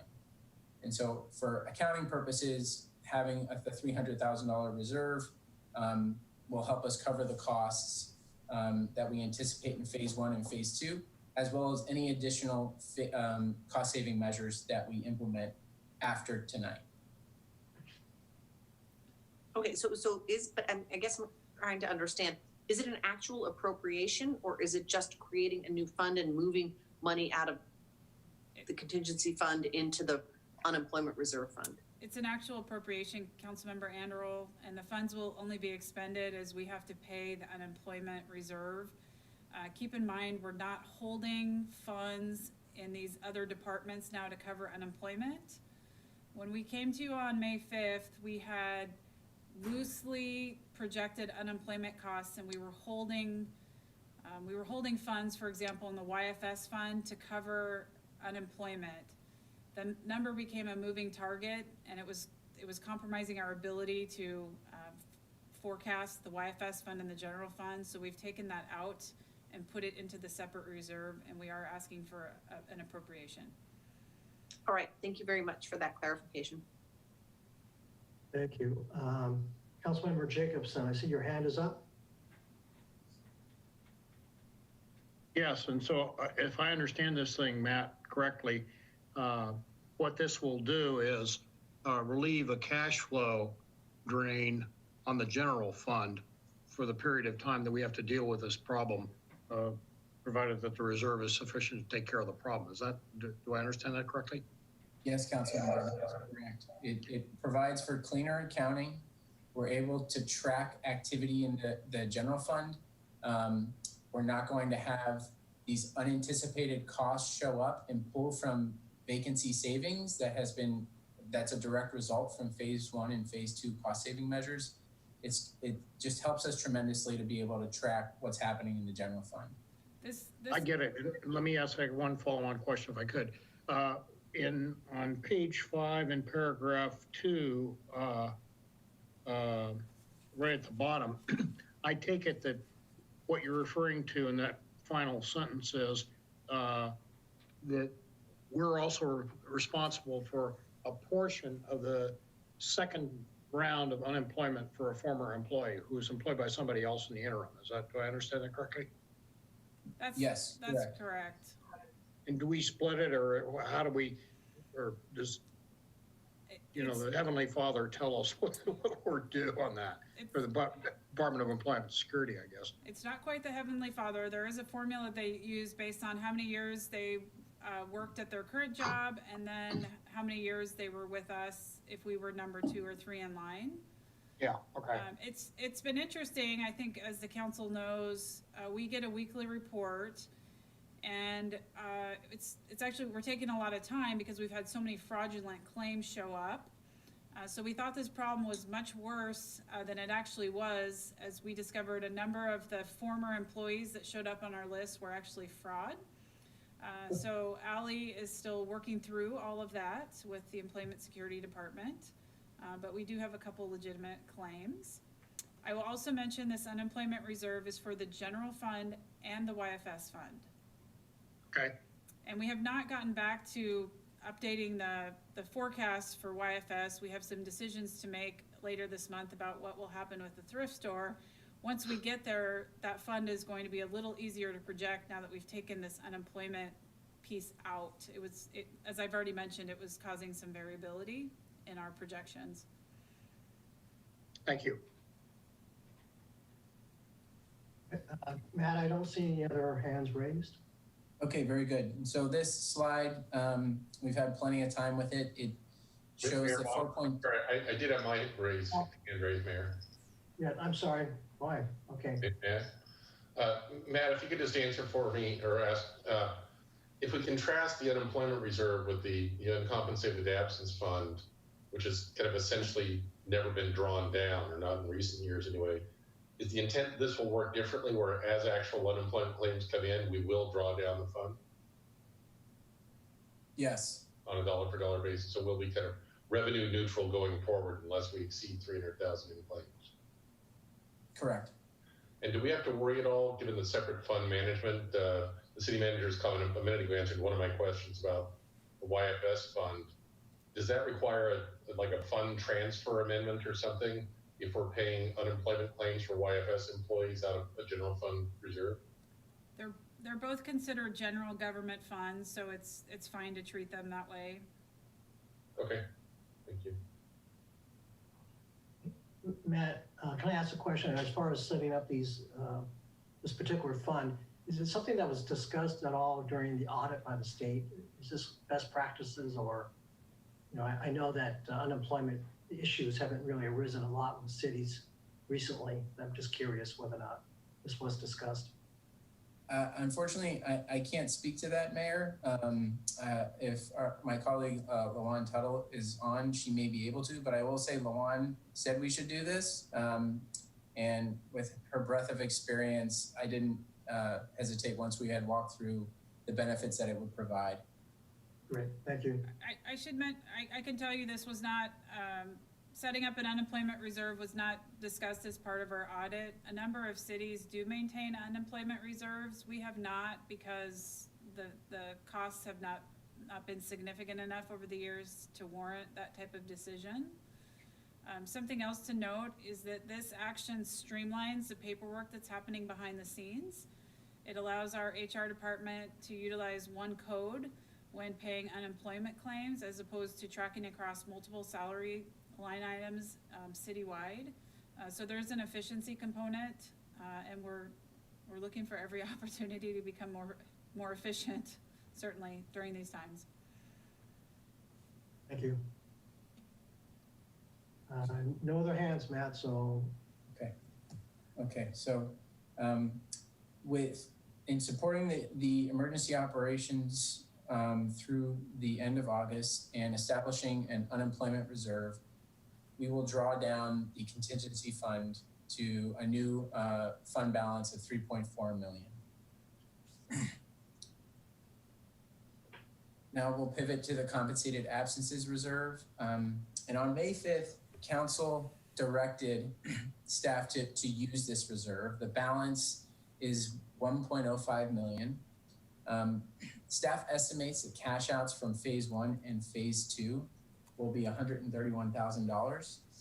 And we anticipate additional one-time cash outs through the end of the year, similar to what we saw in May with the retirement and the resignation of the 2 public works managers. And so additional cash outs that take place throughout the rest of this year, we anticipate will be part of, will be accounted for within this appropriation from the compensated absences reserve. And so our recommendation is before you this evening to adopt ordinance 2008 and memorialize the cost saving measures from phase 1 and phase 2, and provide one-time resources to support emergency operations, a reserve to pay for unemployment benefits, and the one-time accrued benefit cash outs. Happy to answer any questions. This is the final slide in the deck. Council, does anybody have any questions? I see Councilmember Anderall. Thank you. So given the lower staffing levels we're experiencing as a result of cuts, will this drawdown on the compensated absences fund result in a kind of a lower going forward level of that fund, or is there going to be some move to try to replenish it?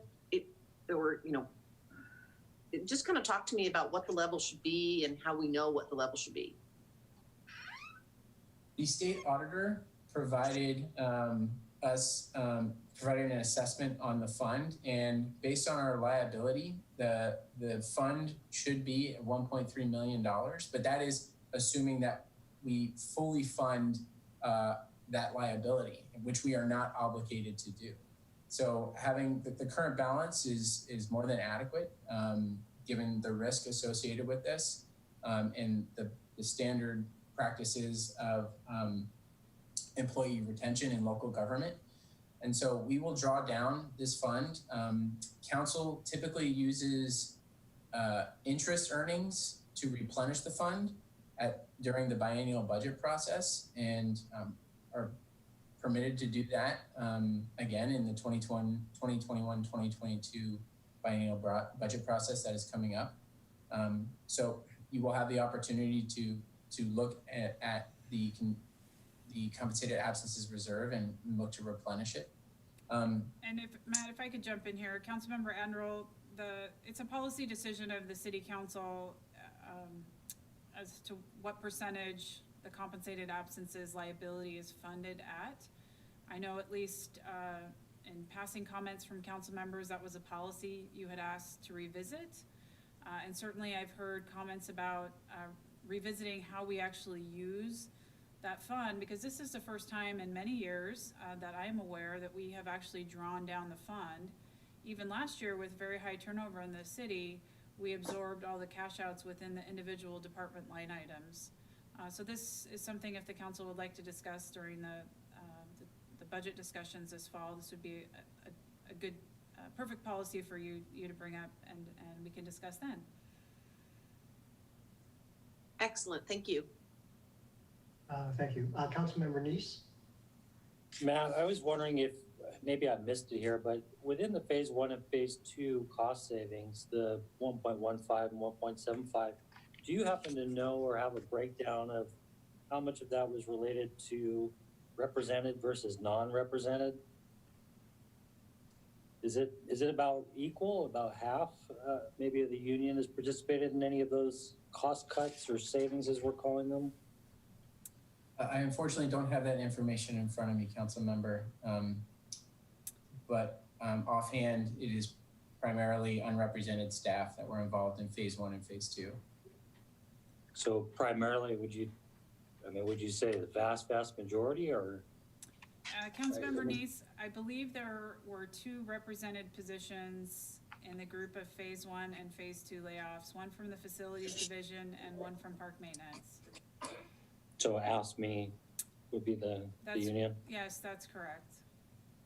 Okay, so nothing from fire PD? No, we're working on, I'm not a fan of the term, but we're working on a phase 3, phase 3 reduction right now. Okay. Thank you. Anybody else have a question for Matt or for city manager? If not, do we have a motion to adopt ordinance number 20-08? I so move. Second. Yeah, I hope I got this right. I have a motion by Councilmember Jacobson, seconded by, I'm thinking it was Councilmember Reynolds, but I could be wrong. I am right, okay.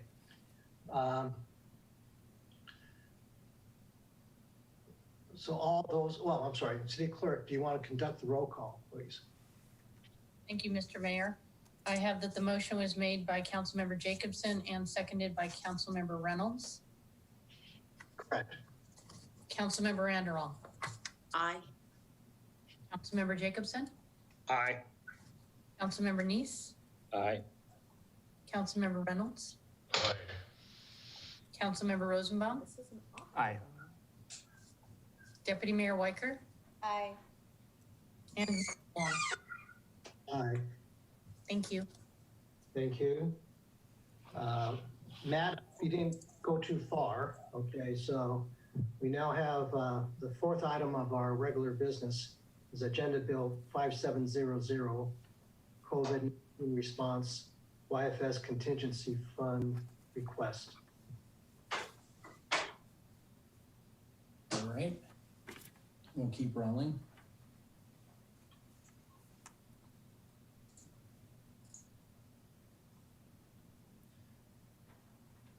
Well, Matt's pulling up his screen. Councilmember Reynolds, I saw you had a little kitty cat tail walk through your screen.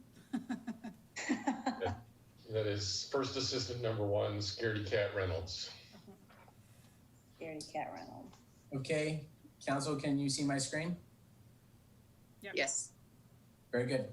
So this is the second budget amendment of the evening, and it's focused on Youth and Family Services Fund. I'll walk you through brief background to inform the budget amendment that's before council and provide the basis for the request to appropriate the remaining fund balance in the YFS fund as well as contingency funds. I'll make sure to pause along the way. So on May 5th, council directed staff to take these 6 actions, and tonight, in this specific item, we will focus on the contingency funds and the YFS fund deficit. So the YFS fund balance at the beginning of this year was $506,000.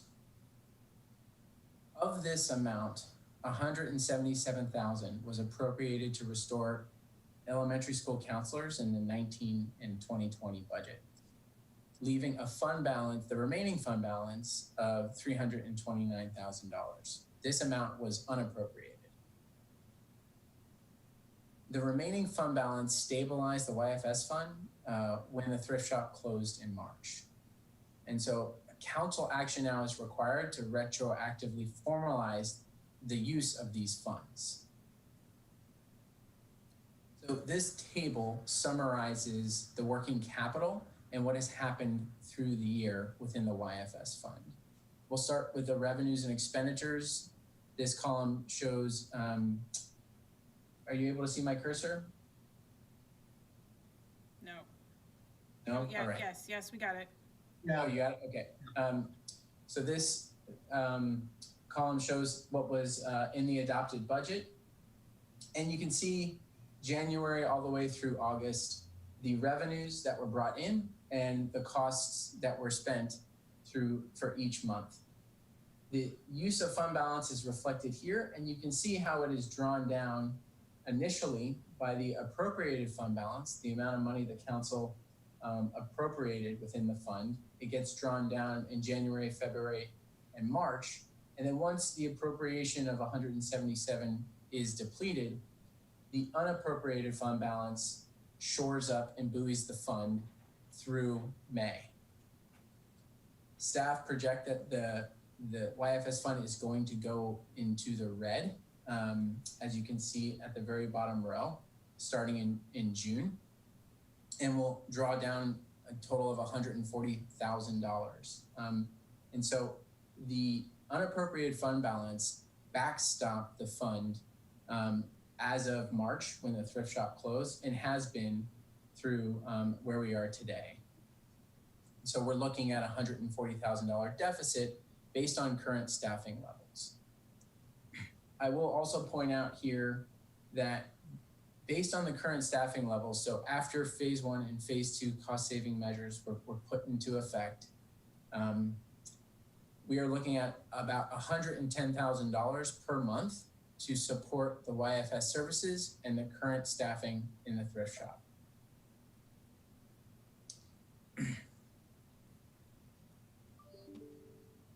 Matt, can you briefly talk, just, sorry, since your cursor was there, why that number drops in July and August, in case it's not clear? Yes. Thank you for pointing that out, Jesse. The school counselors are paid on a 10-month cycle, and so they will be on summer break starting in July and August, which speaks to why the operating cost drops and then will rebound again in September. Thank you.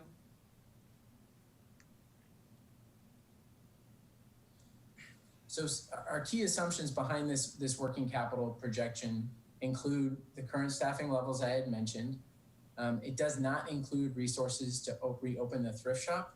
I will come back to you on the 16th of June to have a more in-depth conversation about the thrift shop and the opportunities with reopening and potentially renovating the thrift shop.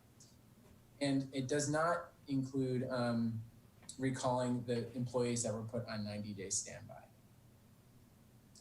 So two major revenue sources for the YFS department are federal grants and the contribution from the Mercer Island Youth and Family Services Foundation. Historically, the city has invoiced for grant reimbursements on a quarterly basis. We've transitioned to monthly reimbursement requests.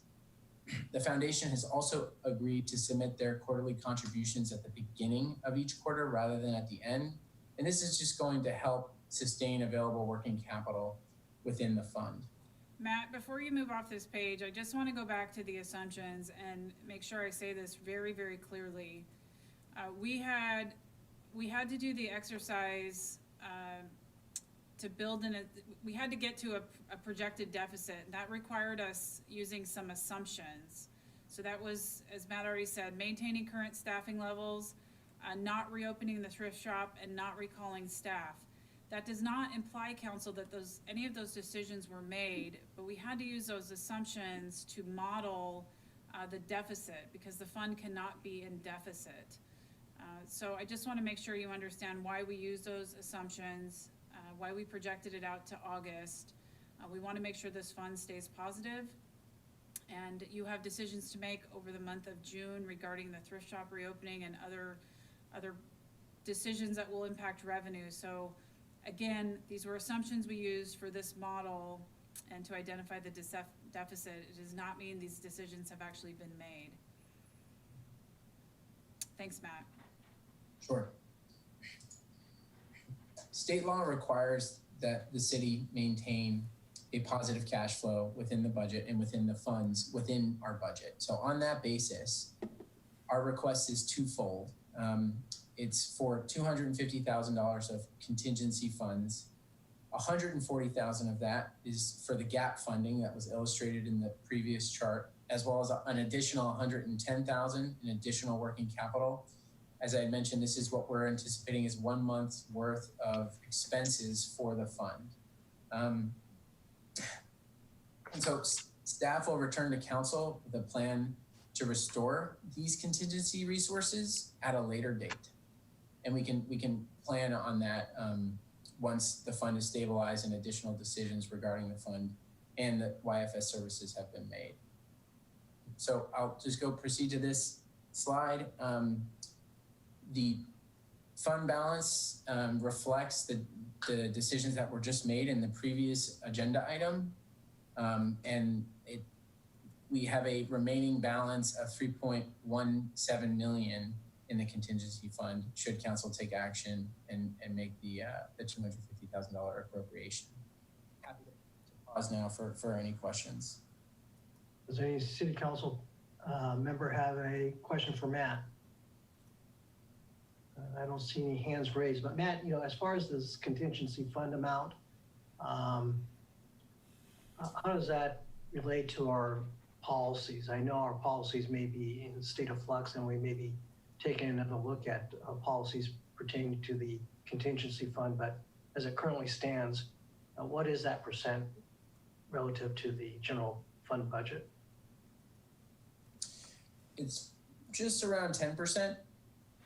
And I believe the council's goal was to fund the contingency fund at 12.5% of the general fund. So so we're a little bit below, but this is still an ample resource to weather the pandemic and what lies ahead.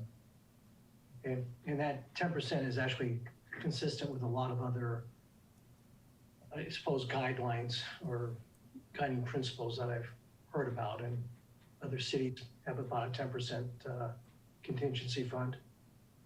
Yes, we're being very judicious with when we request for these funds and how we request using them. And so, given, as I had mentioned in prior council meetings, how much of an unknown lies before us. Great, thank you. And Mayor Wong, just recall as well, we have CARES Act funding coming in at some point. It is a reimbursement process. So the money you allocated from the contingency fund, for example, to cover emergency response services will be, replenished at some point, hopefully within this calendar year. We're pretty optimistic that reimbursement will happen this year. Great, thank you, thank you. Councilmember Reynolds, you did have your hand up, and I just want to make sure I didn't. My question, I figured it out. Okay, thank you. Councilmember Anderl. Okay, thanks. So you had previously mentioned some revenues that we could expect from some federal grants. And are those reflected in the table on page 2, the YFS Fund 160 table for revenues? I don't think I see them there. I mean, I think your overall ask reflects the revenues from the grants, but are they in this particular table? I don't have the agenda in front of me. Is it this table, council member? Yes. Yes. Yes. Yes. Okay. Yes, the grants are taken into account. We receive around $3,500 in state and county grant funding per month. And so this $9,000 figure is inclusive of those grants. The $83,000 figure in June was, I believe that was a contribution that came in from the foundation. The YFS Foundation, yeah. Yes. And so just going back to this $9,000 figure, it includes state and county grant funding of around $3,500, and then an additional $5,000 that the YFS fund has been generating through counseling services. They're averaging around $5,000 per month in those services. Okay. Those. Yeah, thank you. But I'm talking about federal grants. I thought that in a prior presentation back earlier in May, we were looking at actually $174,000 in a federal grant. These revenue projections do reflect that money. We are certainly accounting for it. Okay, well, it's reimbursable. It was being reimbursed on a quarterly basis. I believe you can see that the monies came in March, but we have not received them for June, and we have not yet received them for the months here forward. So the money has been requested, and it has been, I think it has been accounted for. Now, I have to take that back. The money is inclusive. The revenues in this chart are inclusive of the federal grant monies. Matt, we went over this. Yeah, we went over this morning. This does include the federal grants. I'd be happy to get back to you with updated projections for annually, Councilmember Anderl, and about what we bring in each month. I don't have that number in front of me. yeah, I don't know. I thought that my notes said that on May 5th, we showed revenues from a federal grant of $174,000 to be received in June and $87,000 to be received in August. Now, I don't know, do we spread those out on a monthly basis and account for them in that way, but I don't see those numbers reflected in these estimates. Those numbers seem high. I'm wondering if that was I don't have what you're looking at right now. Okay, we can talk offline about it. I thought maybe you know right away, but it's fine. We'll get back to it. Yeah, that may be the YFS Foundation number, but that's no. I think these were federal grants. But we'll be happy to follow up with you. We'll follow up with the entire City Council on the revenue projections for federal grants this year and about the amount we expect to receive monthly. Thank you. Great, thank you. I don't see any other hands raised. Does anybody have any questions for Matt or for the city manager? I don't see any. Councilmember Jacobson. Jake, you're on mute. Yeah, I know. Will these numbers be revised if they don't include the federal grant, either actual receipts or anticipated receipts? Sure, although I'm pretty sure they were factored in because we went over it this morning. I'm just not sure our numbers are lining up with Councilmember Anderl. Yeah, and remember, it's not shown in the slide here. We asked for 1 month of operating and 1 month of working capital, so there was some flexibility to address cash flow within the fund. There we go.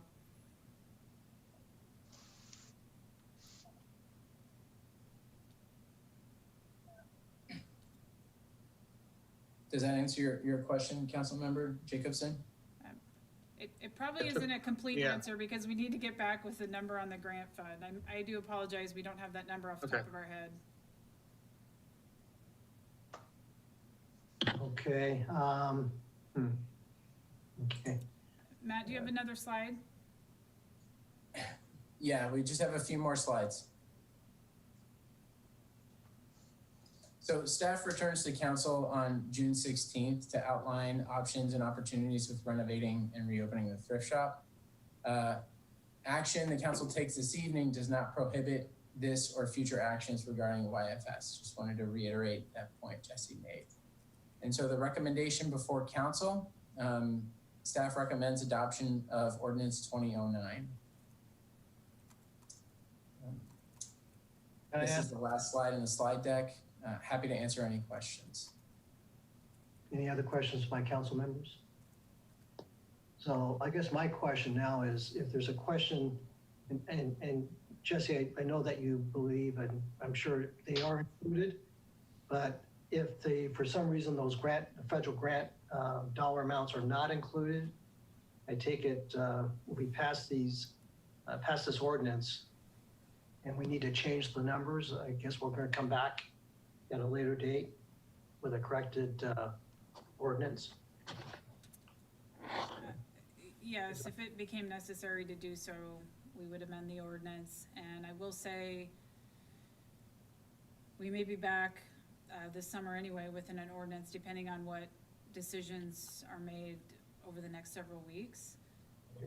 I did want to ask, is Lawan, are you on the call? Are you on the meeting? Does she have access? Yeah, I'm here. Lawan, do you, I'm sorry, I should have asked for your assistance a moment ago. Are you able to speak to the grant question? I'm sorry to put you on the spot. I just didn't want to leave the council members hanging with that. Yeah, I don't have the exact numbers, but I can tell you that when we did the analysis for how much to draw down the contingency fund, we made the assumption that any costs that qualified for grant reimbursement were factored in. So any expenditures related to federal grant funding are not drawing down that fund balance. They are offset by grant revenues. So I don't think even if we didn't include the grant revenues here, it wouldn't change the request from the contingency fund because we're assuming that 100% of grant eligible costs are reimbursable by those grants, but it's not drawing down the fund balance. And we would still be happy to follow up with you with the exact number for the grants. So Mayor Wong, I'm comfortable moving forward with a motion if the council supports doing so tonight. Great, thank you. Seeing no other questions, I would love to entertain a motion to suspend the City Council Rules of Procedure 6.3, requiring a second reading for an ordinance. Is there a motion? So moved. Is there a second? I'll second it. Okay, it's been moved by Deputy Mayor Weicker and seconded by Councilmember Anderall to suspend City Council Rules of Procedure 6.3, requiring a second reading for an ordinance. City Clerk, will you please call the roll?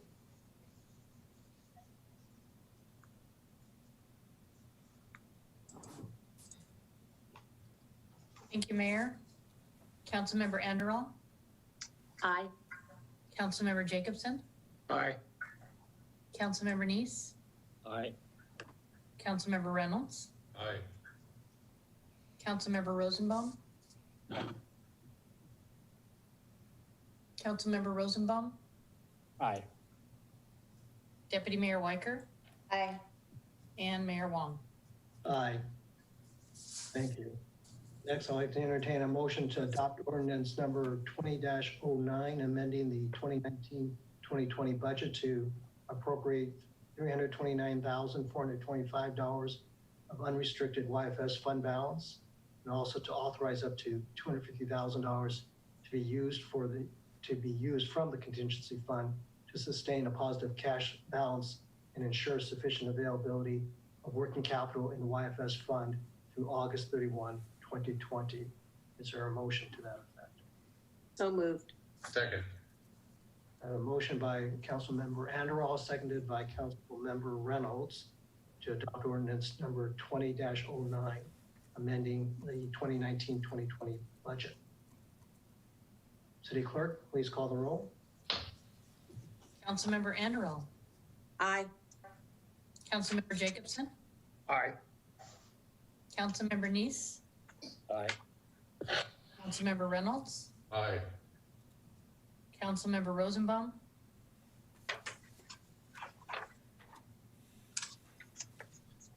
Councilmember Rosenbaum.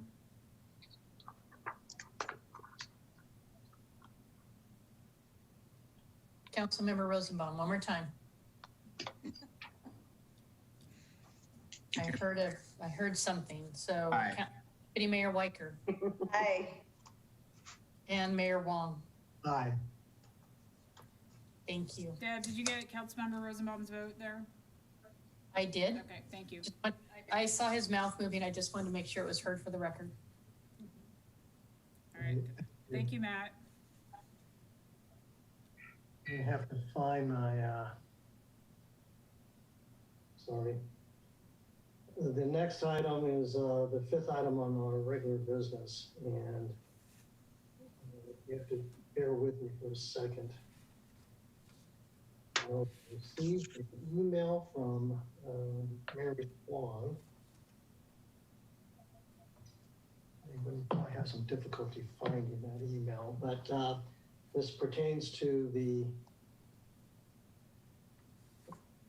let me see if I can find something here. Mayor Wong, the next two items are discussion items before we get to the amended item. Right. I'd be happy to step in here and. Okay, I'm sorry, but here, I have found it. Thank you, City Manager. This is the fifth item of regular business is a discussion about the multifamily tax exemption, which is found in section 4.50 of the Mercer Island City Code. So pursuant to section 4.2D of the City Council Rules of Procedure, two council members may request to have an item added to an agenda without an agenda bill for the whole council to determine if the item should be brought back for discussion and or action. If the City Council agrees to add the item to a future agenda, staff will prepare an agenda bill based on the City Council's direction. Tonight's discussion about the multifamily tax exemption should relate to whether or not a majority of the council would like this as a future agenda item, and two, basic direction for staff to prepare an agenda bill. Councilmember Jacobson and Councilmember Neese requested that this item be included in tonight's agenda for discussion. And so I will turn over this discussion right now to Councilmember Jacobson and Councilmember Neese. Thank you, Mayor. The referenced city code has to do with a multifamily tax exemption. By way of history, back sometime of 2010 or thereabouts, the legislature passed a bill which authorized subsidiary jurisdictions like cities to adopt a similar kind of multifamily tax exemption. The legislature's purpose in so doing was to foster growth in depressed areas. That is to say, foster housing, businesses, and other things that would stem from having multifamily housing. This was used by the city of Seattle down in Columbia City and Hillman City to build housing, which meant that those areas, the residents of those areas had the opportunity to stay there and not have to move if that area became gentrified. So City Council of Mercer Island adopted this in 2011, and my reason for putting this on the agenda is twofold, or for up for discussion, I guess I should say. Number one is a matter of principle. The multifamily tax exemption allows a developer to, if it complies with certain low income and moderate income units, i.e. below market rents to those people over the period, the 12 or 8 year, 12-year period, to pay no property taxes whatsoever on the property. That includes not just the low income and the moderate income levels, but it's on the entire building. What happens is that when the assessor comes around and assesses, determines the pool of assessed value of everything, it's in the full value of that improvement, that multifamily project is included in the pool. However, the number of people paying in the pool is does not include the developer or the owner of that property. As a consequence, Mercer Island citizens end up paying, having to pay increased taxes on account of the way that this operates. The result is that they're basically financing a developer's profit. And from a matter of principle, my belief is that the property taxes that we receive from our residents should be devoted to the payment of city's services, period, and not to pay developers a profit, which amounts to crony capitalism, in my view. The second one is a practical reason, and that is that, as many of you, I'm sure, have experienced, in the recent years, we've had fairly substantial tax increases for Sound Transit and for the McCleary portion of the education financing. 2 years or so ago, we had Proposition 1, and that was turned down by the voters. And if we in the future want to increase property taxes more than the 1%, which we can do automatically without a taxpayer's vote, we're going to have to go back to the citizens. And it's my belief that if we are not running a very clean house financially, and we can show that the tax dollars they have are going to our services, we're going to have trouble passing a levy if in fact we have to increase property taxes. That's not my desire, but that we also have a level of services that we all enjoy. So my recommendation would be that we simply delete this from our city code and move forward. Thank you, Councilmember Jacobson. Bernice, do you have any comments or? Yeah, I mean, the only thing I would add to it is that as it's been written, to my understanding, it's never been taken advantage of. So nobody's taken this exemption. To Jake's point about the transference in a rate-based levy system of the taxes that would be collected on the property to the rest, I don't see the equity in that, since it hasn't been used and it isn't an effective tool in getting an incentive that the tool is designed to create. I think we should just scrap it. If there's something that can replace it, we can do that later on. Something hopefully that doesn't transfer the burden to the rest of the ratepayers. So I would support removing it from the code as well. Thank you. Councilwoman Reynolds. Mayor Wong, if I can just interrupt, I just want to remind the council, the purpose of the discussion tonight is to assess whether or not we have 4 more council members supporting bringing this item back to a future agenda and the staff preparing an agenda bill. So we've heard from the 2 sponsors now. I would suggest the conversation be focused on whether or not this item come back versus the merits, because you don't have any material in front of you to consider. And thank you both for that great narrative. You did far better than I could have done today. Thank you, Jesse, for that reminder. And again, so the ultimate decision is whether or not this will come back as an agenda in some form. So Councilmember Reynolds. My comments were more on the merits. So if we think that's not appropriate or necessary here, I could seek clarification from the city manager on what we are discussing now. What is appropriate to comment on.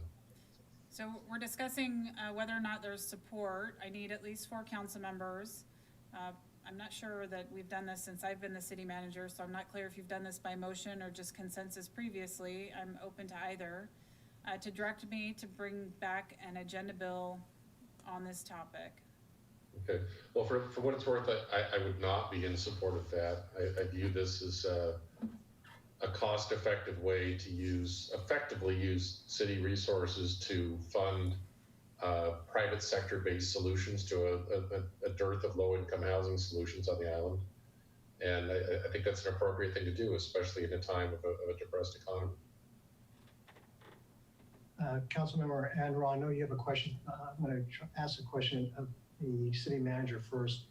So we've heard from Councilmember Jacobson and from Councilmember Neese that they are suggesting the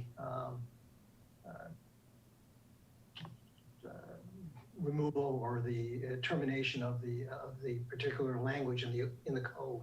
Is that something that would be, not that I'm suggesting that's the direction of the council here, but is that kind of the direction you're looking at, or are you looking at simply providing more information about the multifamily tax exemption and the merits, or are you looking for actual direction? So we could do either. I'll throw out some ranges of options here. Do nothing tonight if you don't have support for it. A motion to direct the staff to repeal, to prepare an ordinance repealing section, I've lost it, 4.50 on MFTE, preparing, directing an alternative, asking staff to bring back an item for a study session discussion. So I'm open to your pleasure. Okay, thank you. Councilmember Anderl. Thank you. I am very supportive of bringing this back. Given the range of options that are presented, I would be supportive of an agenda bill that repeals this provision. Given that it has never been used, and development in town center for multifamily has been relatively robust. And given that we already kind of meet our low-income housing target goals through the ARCH contributions and our participation in that, I would be in favor of repealing it. I don't think it is fair to the citizenry to push these costs out to taxpayers as a whole. I think we need to be more transparent about that. If there is going to be low-income funding, it needs to be very specific as opposed to kind of cloaked in this MFTE where people's tax bills go up and they don't know why. Thank you. Deputy Mayor Weicker. Yeah, so I'm curious as to why we need to do this now while we're doing emergency operations and it hasn't been used before. And so I'm struggling with the urgency of it at the same time that we're looking at a recession and all the fallout from COVID. And trying to be a welcoming and diverse community includes inviting people of different incomes. And if this is a tool that the state put forward and other cities use, even though we don't use it here, given the market conditions of building a multifamily project, I'm struggling with the timing and the urgency given everything else and our limited resources all around. So I'm not inclined to support it at this moment. I'm not opposed to it. I guess I'd like to send it to our planning session in January once kind of all this COVID and societal unrest dust settles here in the next couple of months. I'm struggling with adding this to our list of priorities and what Jessie wouldn't be able to do because she directs staff to do this instead. Thank you. Councilmember Rosenbaum. Yeah, my question is similar to Wendy's. I'm just sort of confused as the process here. I don't remember this being one of our sicker options at our planning session in January. If it was, I apologize. But I'm sort of curious as to why this is jumping the list of everything. I'm curious what this would jump, sort of given everything else that I know the city's literally scrambling to do right now. So I'm not going to weigh in for or against. I want you to know that I do need to offer you just a perspective on staff workload. An ordinance to repeal code is fairly straightforward. An ordinance to amend code and do that work is far more complicated. So as you're weighing your options tonight, please keep that in mind. If the desire is to go and rework the MFTE code, that would take more time and we need to factor that in. Jessie, I'm just curious. I mean, I know that there are obviously a number of communities that have this tax exemption, but there's probably others that don't have it. And I don't know if you guys have done any kind of study of what is around the region. No, that's part of the reason we're having the discussion tonight is because we did not have directive to work on this. So that is what I'm seeking tonight to clarify how you would like me to proceed. Okay. And at this point, there is not a motion on the table, so. No, I wasn't, that's a nice segue, nice tee up, I guess. So is there a motion? Can I ask a question? Yes, go ahead. Jessie, what would be less work for staff? Would it be to prepare an agenda bill or to have a study session on this? That's a pretty loaded question. Either or. Okay, Deputy Mayor Weicker. So who can we tie this into an ARCH discussion? I know ARCH is coming up on a coming agenda. This is all about affordable housing in the region and the economic fallout of COVID. Like, I don't know enough about the MFTE and how builders do or don't use it. And I'm not sure I understand the characterization of financing a developer's profit, because my understanding this is supposed to be a tool to provide a variety of housing costs and options. And so if we can roll this into ARCH somehow, or is it a whole different topic? I'm not sure how the two are related in terms of affordable housing. Again, I want to remind you, I'm sorry I sound like a broken record. This isn't, tonight is not the purpose to discuss the MFTE program. I'm seeking direction from you on whether or not you'd like us to bring this back and do further work. ARCH is scheduled to be here next week as part of that meeting. I'm not sure we could make a turn quite that quickly. So maybe I can offer a comment and then a motion. In terms of housing diversity on Mercer Island, we have a few things that we have done, are doing, some of which are effective. The ADU code is model in the region and has been effective at creating over 100 units of what could be considered and most likely are affordable housing units on Mercer Island. Our contributions to ARCH, which have gone above and beyond our required contributions in terms of trust funds, are creating housing units, but not on Mercer Island. And that's because the coalition uses their resources most effectively to build units where they can build the greatest number, which is not on Mercer Island. The MFTE is a tool that's in our toolbox to create these units on Mercer Island, and it's never been used. So it's an ineffective tool.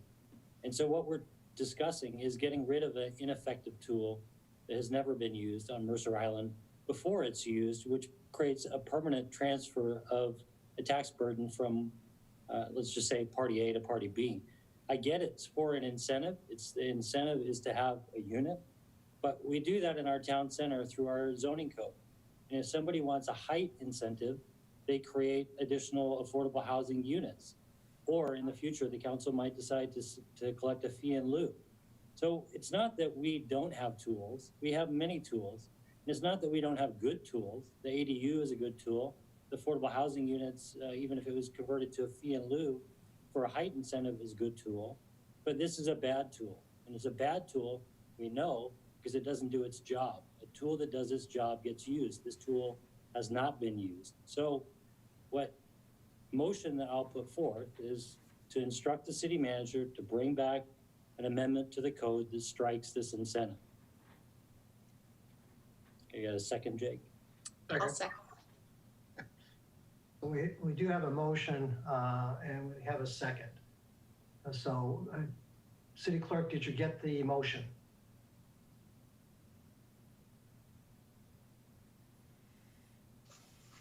Mr. Mayor, the motion that I have is a motion to instruct the city manager to bring back an ordinance to strike this from the code.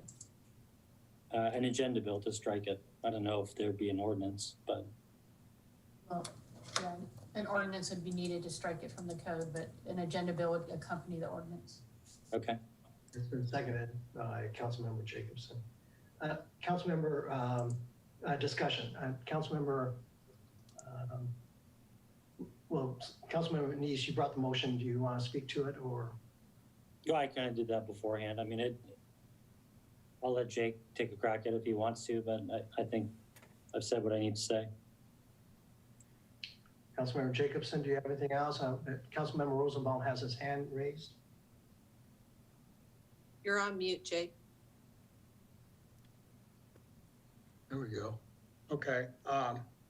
I would simply say this, as Councilman Neese has pointed out, or council member, I'm sorry, it is an effective tool, and getting, in fact, we have effective tools, and we're using them. I think would say this is one that isn't effective, isn't being used, and has equity problems with it from my perspective.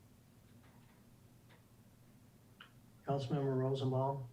I was just going to ask, Salim, on your motion, is your intent that we would get an opportunity to get some more information about this rather than just, an agenda bill to strike the language? I mean, that's my concern here. Is I don't want to get something back that's so simple. I think this is something that we need to have a real conversation about. I agree, and I think that I would expect to see in the agenda bill the generalized background of the incentive, the history of its use, in which case, there is no use, maybe some background about how it came to be and when it came to be. I agree with that. And would you be amenable? I mean, I'm not sure how we would put this in language, but, I am concerned about the staff workload here. I mean, is there a way we could, put this out, a little bit so there's some space to kind of deal with our very urgent issues? Jesse, is that more of a question for you in terms of timing? When this agenda bill might come back? Possibly, actually, I'm not sure I can make a commitment. It would be back within probably the next 2 regular meetings of the city council. So sometime in July then, mid? It could be June 16th. actually, I probably shouldn't make that commitment. I know that agenda is pretty full. June 16th or the first meeting in July, perhaps? Okay. All right. Deputy Mayor Weicker. Yeah, this might be a great idea. I don't know enough about it. I don't know if it's a good tool or a bad tool. Just because it isn't used doesn't mean it's ineffective or somehow has some equity problems. I think equity could be considered in different ways given the affordable housing issues we have in the region and certainly on Mercer Island. So again, I'm inclined to put this off until we have a little more time and space and resources to consider it. So I'd like to table it until January with our planning session. We figure out what other tools in our toolbox might be useful for whatever goals and objectives we have for our town center development and housing affordability concerns and diversity and inclusion. Okay. Thank you. Councilmember Reynolds. Yeah, I just want to make one correction to something that was said. I think this was referred to as a permanent tax burden transfer. I forgot the noun that was used, but it was described as permanent. It's important to understand this is an 8 or 12-year exemption, depending on the amount of affordable housing in it. So it's not permanent. And the ineffective tool argument does resonate with me, and I understand that. But to the extent that it is ineffective, it doesn't hurt anything being there. And if it is effective and does result in more affordable housing being built, a couple of things will happen. One is after that 8 or 12-year period is up, the tax burden or the tax base increases, and therefore the burden on everybody else decreases as a result of this building being there. And secondly, we have the side benefit of we have more affordable housing on the island. So I think that if this ever is used, it's a good thing for both the people that will live in the housing and for the taxpayers of the island. Thank you. All the more reason to have the discussion with a formal agenda bill, right? Yeah, Let's work with the facts. But when? Councilmember Anderall. Thank you. Yes, I'm very supportive of having this brought back as an agenda bill for further discussion. I think we need to consider a couple of things that we can talk about during that time. One is that Mercer Island is already meeting the Growth Management Act targets for many years to come in terms of how many people we have living on the island. The second thing is, is it right to incentivize this kind of development when the tax burden falls, implicitly, the implicit subsidy that gets passed to residents? I think if I'm in favor of making any subsidy you want to do from a public policy standpoint explicit, not implicit. And so I don't like this is just kind of a hidden cost shift. So, I mean, it will be of no surprise to anybody that I would be in favor of removing this from the code, but I would like to bring it back for the fuller discussion with the history and the puts and takes and the pros and cons. Okay, thank you. I'm going to take my turn here, and then I guess we can probably move to a vote on the motion. But I think obviously with this discussion that we've just had, it is one that definitely needs a more robust discussion, more information. I have my own concerns about the tax exemption in terms of the potential impact on revenue. But I think the fact is we all need more information. So I think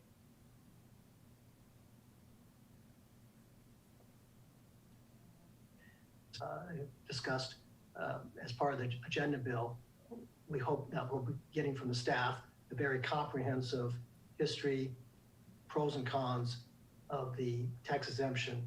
And at that point, then we can act upon it in a more intentional and knowledgeable manner. So if there's no other questions, I'm going to call for a vote on the motion. So all those, I see none. So all those in favor of the motion, I guess thumbs up. How do you want to do this? Do you want to do a roll call? Yeah, let's have Deb please join us for a roll call. Thank you, Mr. Mayor. Councilmember Anderall? I believe the motion is to bring this back as an agenda bill for discussion, so I vote aye. Yes, bring it. It says to instruct the city manager to bring it back agenda bill to strike this from the city code. Yes, then aye. Councilmember Jacobson? Aye. Councilmember Neese? Aye. Councilmember Reynolds? Nay. Councilmember Rosenbaum, Aye. and Deputy Mayor Weicker, Nay. Mayor Wong. Aye. Okay, the vote is 5 to bring it back. Okay, thank you. And Jesse, just let us know, at least at this point, you're thinking sometime maybe late June, mid-July, just let us know if staff Yeah. consider. I'm gonna withdraw June 16th. That agenda is full. I'll speak with staff and get this calendar. Okay, Thank you. Okay. We now move to the 6th item of regular business. Do people need to take a break or can we move on? We can move on? Move on, okay. We now move to the 6th item of regular business, ALPR purchase and budget allocation discussion. Just like the previous agenda item, tonight's discussion about the automatic license plate reader purchase and budget allocation should relate to whether or not the majority of the council would like this item as a future agenda item, and basic direction for the staff to prepare an agenda bill pursuant to section 4.2D of the City Council Rules of Procedure. Council members Neese and Anderall requested that this item be included in tonight's agenda for discussion. Council member Neese and Anderall, please proceed. Okay, well, I'm going to hope that this goes a little bit smoother than the last one, because this is not about taking anything away. This is about giving back. And so specifically what we're talking about is a proposal to equip 3 patrol cars or 3 existing police cars with ALPR technology that would be used for a few things. The first of which is to create a set of rules that would automatically flag license plates that have certain constraints. It might be expired tabs, it might be driving with a suspended license, it might be a warrant for the arrest of the registered owner, any of those types of things. The next thing would be to provide a tool that is a retention tool for police officers, something that allows them to realize that they have the best of equipment, or at least comparable equipment to other departments, and that they're out there using their resources to fight crime rather than type license plates mindlessly into a terminal, not knowing whether they're going to get a hit or not. The third thing is to have a tool to enforce our parking, which is something that I understand was taken away by a recent court ruling that disallowed the use of chalk on tires to count how many hours a vehicle had been parked in a specific zone. This would effectively leave us no way to police short-term parking in our town center, especially if we wanted to do any sort of expanded short-term parking on our streets. And so as we look at 77th and as we think about the cost within the mixed-use development at the Tully site, former Tully site, spending $8 or $9 million effectively to create 100 spots could be done on our city streets for less than $100,000. But we don't have any effective tools to enforce parking, short-term parking that might facilitate employee parking, it might facilitate retail shopping parking throughout the town center. So I wanted to have a proposal that was actionable, that was time-gated, something that, our police fleet is roughly halfway through its life. So there's about 2 and a balance years of life left in the fleet. This gives us an opportunity to equip 3 cars, one of which could be used for parking enforcement, but doesn't have to be dedicated to that action, and try it out for a couple of years and have the police chief report back to us on how the technology worked. Did it accomplish its goal? Is it something worth expanding to a broader segment of the fleet? The nice thing about implementing it this way in vehicles as opposed to fixed space is that this gives the police chief and his officers the most amount of discretion about how it's used. So the parameters as to what license plates are flagged and what comes up can be set by them or by policy. How long data is retained can be set by them or by policy. And how the resource is used, period. Whether it's on the road, whether it's scheduled to be here or there, or just random on the island, those parameters are controlled by the police department. So what I think this does is it gives the community the highest assurance that the officers are being put to their greatest and highest use, which is enforcing and fighting crime and not keying numbers into terminals. This also gives them a greater throughput to see the largest number of license plates, and if there's any associated infractions related to them or red flags related to them, they could help them ensure crime, or at least fighting crime on Mercer Island in the future. So the expected cost of this whole pilot project would be less than $100,000. That includes all of the cost to install the equipment, licensing of the equipment, as well as recurring cost of using the equipment. We've identified a potential funding source that relates to some criminal justice funds, some video camera funds that have been unused. I think it would be up to an agenda bill that came back to the council to describe funding opportunities for equipping the 3 cars, or for the 100,000 or slightly less than 100,000 that would be needed. So what we're simply looking for is support from the council to have this brought back, to try and get the ball rolling on getting these cars equipped in the next couple months, so that they could be out in patrol foreseeably in the third, maybe fourth quarter. Thank you. Councilmember Anderall? Thanks. Yeah, I obviously support this with Councilmember Neese. We have heard a lot of success stories in terms of the use of this technology. It is costs way less than hiring an additional police officer. We have, issues with the transit center coming in whatever form it's going to come, that discussions have been had about whether there will be required more policing there. This is an inexpensive way to add what we know is an effective tool to the police toolkit. The chief is in support of it. I know he can't be here tonight because he's at the EOC, but I know he's very supportive of it. It's not a big commitment. I've gotten tons of emails from the community supporting it.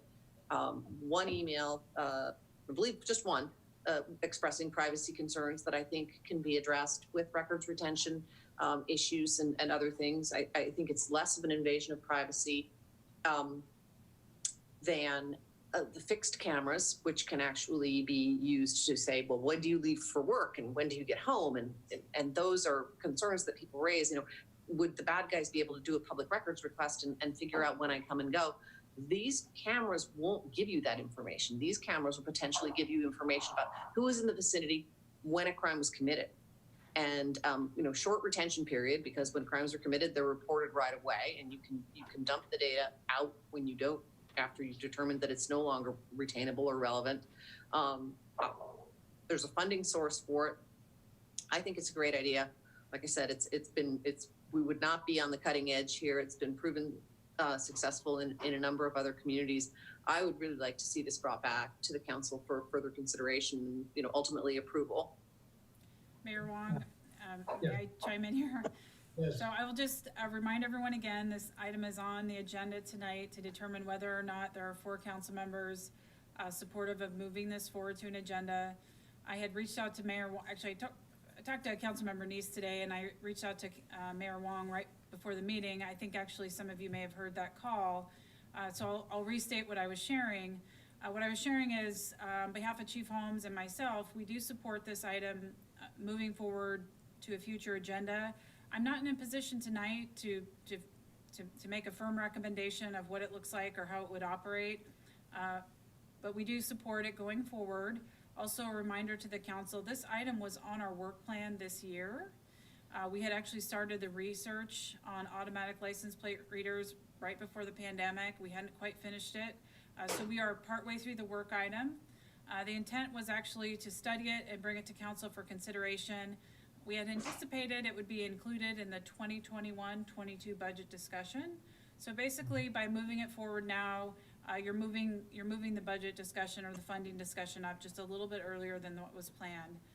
So again, tonight, I don't have all the information to share. That's not the purpose of the discussion. But since Chief Holmes had to go to the EOC tonight, I did want to share that he and I both support bringing it back. I need to speak with him and also legal counsel about timing because the purchase is actually the easy part.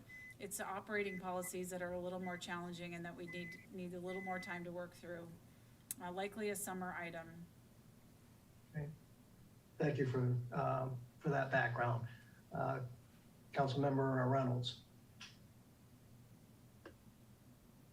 That was actually an old hand, sorry. I'm not going to comment yet. Okay. Councilmember Rosenbaum, your hand is up. Just answered my question. Okay. Deputy Mayor Weicker. Yeah, so Jesse, can you talk a little bit about the cost? I mean, I'm very aware of the budget constraints and our staffing limitations, and I hadn't heard before that Chief Holmes was for or against this. I understood he was sort of neutral to whether it would be effective or not, and whether it's a parking enforcement thing or whether it's an actual crime assisting tool. So I didn't get any sense that he was asking for it or that this was urgent, but so the timing is a question I have, as well as the cost. Is it 100K all in, or is there more to that over time, or is that what the agenda bill would clarify, and how it would fit everything you're trying to manage and he's trying to do? Again, I'm not prepared with that type of information tonight, and Chief Holmes isn't here, so I want to just convey the conversation that he and I have, which is we're supportive of bringing this back. We are not all the way through our analysis, in fairness, and we reserve the right to have that discussion at a future meeting. This is an agenda. This is a work item, so it was on our work plan. I know our work plan has been jettisoned due to the pandemic. But Council, you had identified this as a priority. You supported it in January at your planning session. As I've already mentioned, this is one item that was in motion before we stood down and we're focusing on the pandemic. So I'm not going to say that it's going to be easy to get to the finish line. There are all sorts of policies and procedures we need to write, particularly around records retention. But given that it's a work item that was already underway, one of our police personnel had already started the research. We do support bringing this back for discussion and follow-up as we had committed to originally. Would you have to bump anything to do this sooner rather than later, or is this a fall item? Like, how do you see the timing working on this? This is not going to be the greatest answer, Deputy Mayor Weicker. Everything's been bumped. Right. So at this point, we haven't even built the council agendas beyond June. So by asking to bring this item back, similar to the discussion we just had, you are prioritizing it. And again, you have my support. It's a work item that was already, it's one of the few that was already underway. So it's closer to the finish line than some others, if that's an appropriate way to phrase it. So we don't know what you're going to bump to be able to do this. Well, everything's bumped. All right, good enough. Yeah. So Jesse, if this is not part of a separate agenda bill, is it a possible project in the capital improvement program? So it can be compared with all other projects? Yeah, again, Mayor, I haven't studied the funding sources. I understand that this could not be funded by REIT, so that would not be a place to put it, is my understanding, Benson. Okay, I thought if it was a technology project. Yeah, my understanding is the funding sources that we'd be looking to use would be the police in-car camera reserve balance, and there's some federal seizure fund balances that could be used related to technology out of criminal justice focused tooling. So that plus an additional small balance to cover the rest, but not in the CIP. As I shared this with Councilmember Neese, I apologize I didn't bring this up earlier. In terms of timing, next week we'll be back, the Finance Department, myself, walking through Phase 3 cost-saving measures and also taking a look at our internal service funds. So we will be identifying some potential savings there.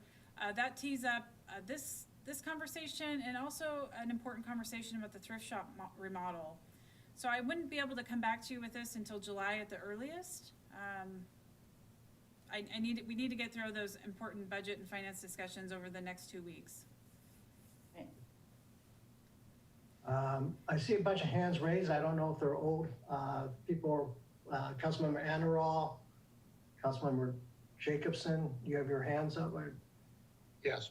Okay. Oh, Councilmember Jacobson, do you have a question or a comment? Oh, you're muted. Okay. First of all, I'd move that we put this, ask the city manager to put this on an agenda bill for future discussion consistent with her determination of priorities of her staff. So I'd make that motion. I would also say that I know because I talked at some length with Chief Holmes about my concerns about privacy and, you know, how can this thing be misused and these kinds of things. So rather than telling you what he told me, I know he has done quite a bit of study and understanding about this. I would also say that I've talked to some people in law enforcement, and one of the things that this provides some help with is in the area of stalkers and those people who are violating no contact orders that are very difficult to enforce, that are very important to enforce. And this provides a capability in that area, but and that's what one of my FBI friends told me in their use of it. So anyway, I make that motion at this point. I'll second the motion. Okay, we have a motion and a second. City Clerk, did you get the motion? Can I ask a question first? One second, I just want to. Sure. The motion that I have by Councilmember Jake, seconded by Councilmember Salim, is to ask the city manager to put this on an agenda bill for future discussion contingent on her priorities for staff. And Councilmember Rosenbaum, you get the next question, but City Manager Jesse Bond, is that enough direction for you? Yes, I can work with that. Okay. Councilmember Rosenbaum. I just want to ask Salim if you could share those funding sources, just more information circulate some information on those funding sources when we get a chance. Yeah, I'd be happy to send you something. Thanks. Go ahead and send that to the entire council, I guess, Councilmember Neese. Sure. Okay. Councilmember Anderall. Oh, just the way the city clerk read the motion back, I might need to move to amend. I think she said contingent on. I thought it was consistent with priorities. Thank you. Okay. We have a second. City Clerk, you're going to make that change? I just made the change, Mayor. It now says, the motion is made by Jake, seconded by Salim, to ask the city manager to put this on an agenda bill for future discussion consistent with her priorities for staff. Okay. Thank you. Thank you. Thank you, Councilman. And we have confirmation from the city manager that that's enough direction to work with. Okay. So any other questions, comments at this point? Otherwise, we will ask the city clerk to call roll. City clerk, please call roll on this motion. Councilmember Anderall. I vote aye. Councilmember Jacobson. Aye. Councilmember Neese. Aye. Councilmember Reynolds. Aye. Councilmember Rosenbaum. Aye. Deputy Mayor Weicker. Aye. And Mayor Wong. Aye. Thank you very much. We now move to other business and the planning schedule. City Manager Jesse Vaughn. Actually, I apologize, Benson. We amended the agenda. We do have another item to cover tonight. Oh, I'm sorry. You are absolutely right. Absolutely. And yes. City Attorney B.O. Park is in the background. There he is.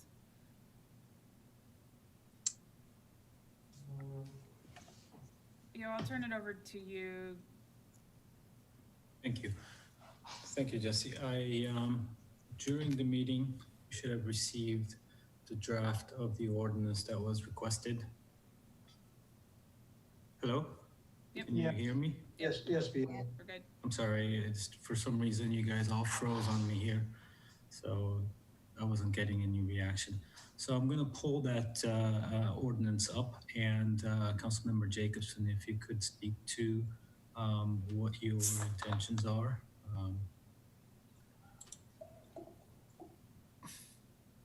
So for the audience, the council amended the agenda at the beginning of the meeting. And this is an ordinance for a development moratorium.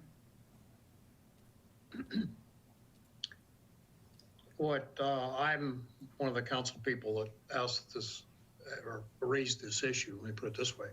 And the objective of this would be to enact an ordinance to adopting a moratorium on the acceptance of certain building permit applications in the Mercer Island Town Center, scheduling a public hearing about that, declaring an emergency, providing its for severability, and establishing an immediate effective date. The purpose for this is to give us the breathing room to do planning for what we want for our town center and not inadvertently have developers make that determination. So Council, if you'd like, I can go over each components of the ordinance. Would you please? Sure. That would be very good, Mr. City Attorney. So what it says here is that the city finds that development regulations in certain portions of the town center needs to be adjusted, including commercial retail space requirements. It says that you talked about the possibility of doing this during your planning session earlier in the year. It goes over the requirements in the statute for adopting a moratorium. It talks about what kind of permits are going to be subject to the moratorium, and those are major building permits, and that's a defined term. It's here, major new construction permits as defined in MICC 19.16.010. And if you'd like, I can pull up that definition too. Bear with me, please.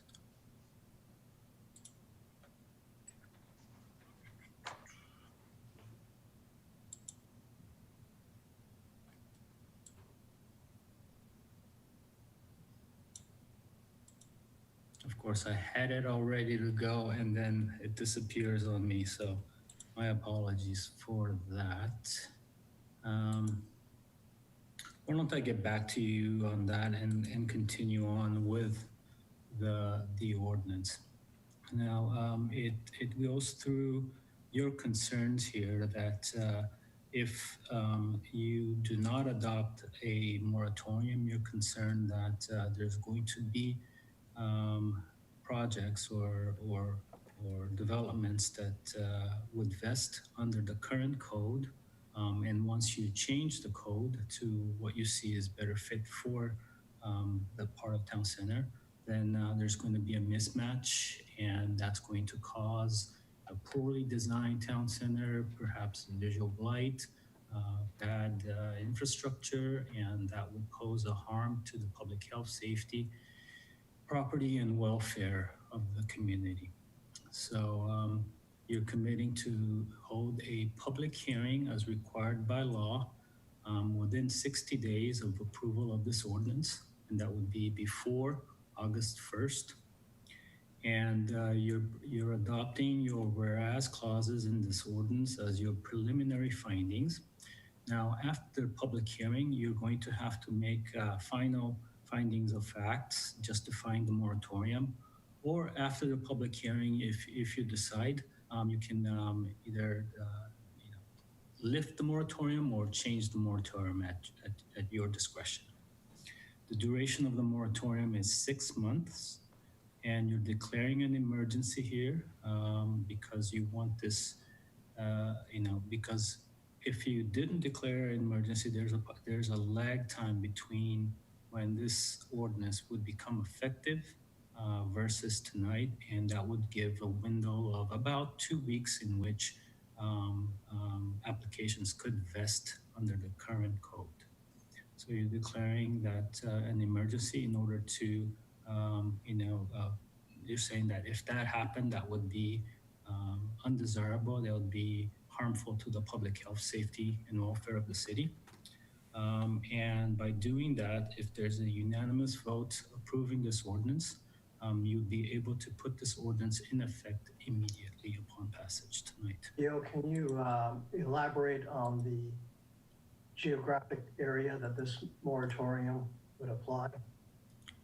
Thank you, Mayor. Right now,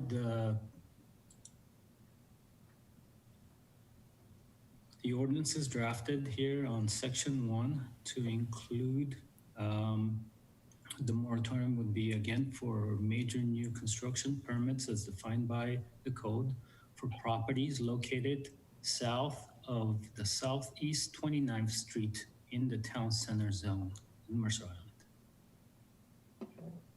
Thank you.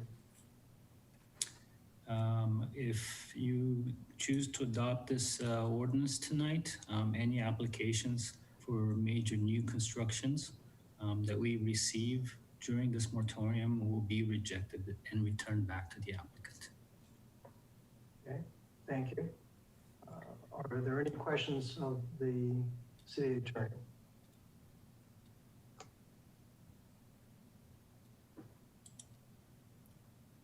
We have Councilmember Adro.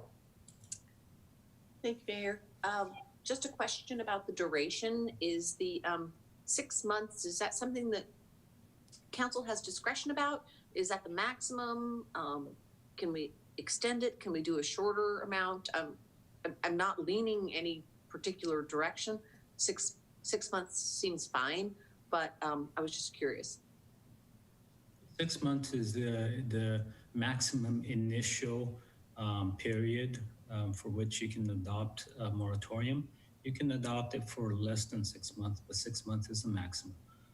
After, if you believe come close, at the end of 6 months that you need to extend it, then you would have to have another public hearing and adopt another ordinance extending the moratorium at that time.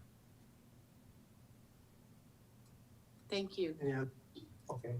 Any other questions by other council members? I am seeing none. Deputy Mayor Walker. Thanks. Hey, Bio, I wonder if you could just talk about the opportunity for how this plays out for public and the public input. So,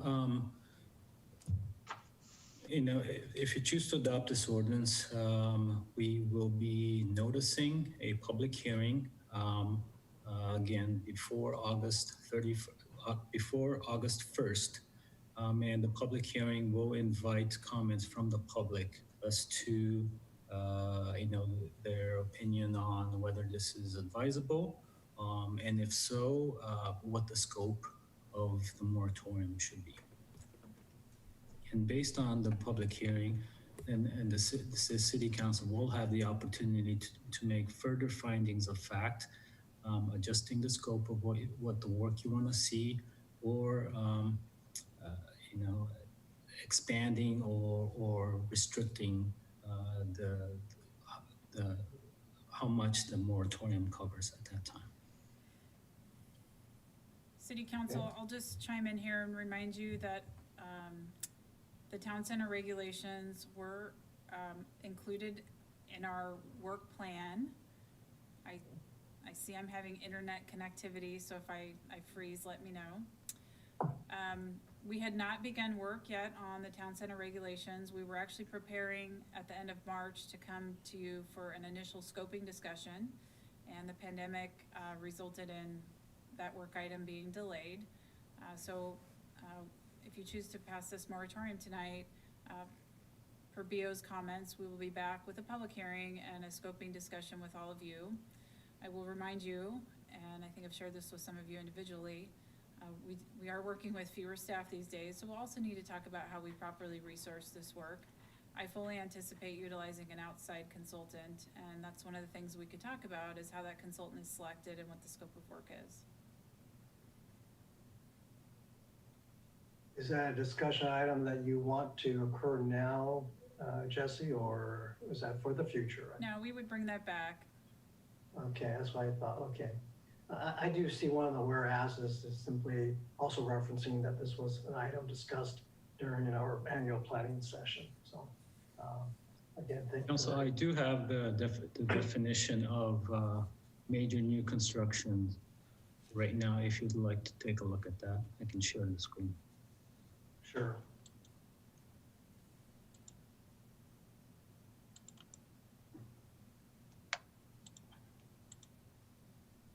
Can you see it? Yep. Yeah. Okay, so major new constructions, construction from bare ground or the enlargement or alteration that changes the exterior of an existing structure that cost in excess of 50% of the structure's assessed value. Single-family development is excluded from this definition. Okay, thank you. Thanks, Bill. So are there any, Deputy Mayor Weicker, your hands up? Are you? Yeah, so I'm not sure who the question is for, but do you anticipate the Planning Commission or the Design Commission would be involved in any of this work? Or do you see this as a councilmatic consultant kind of thing?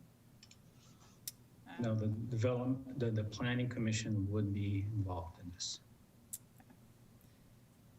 Okay, Councilor Jacobson. I'd first like to, wait a minute, let me get myself unmuted here. You're. Oh, now you're on mute. Oh. You're back on mute. Okay. There you go. There you go. First of all, I'd like to commend the city attorney for the thoroughness of his explanation and his mastery of this subject. It's not, there are a lot of angels dancing on the head of the pin, I can say as a lawyer, and he's navigated through the shoal water, mixed metaphors. In any event, I'd move that we adopt this resolution, or excuse me, this ordinance, and I've lost the number, but. It's ordinance number 20-12. I move that we adopt ordinance 20-12. Second.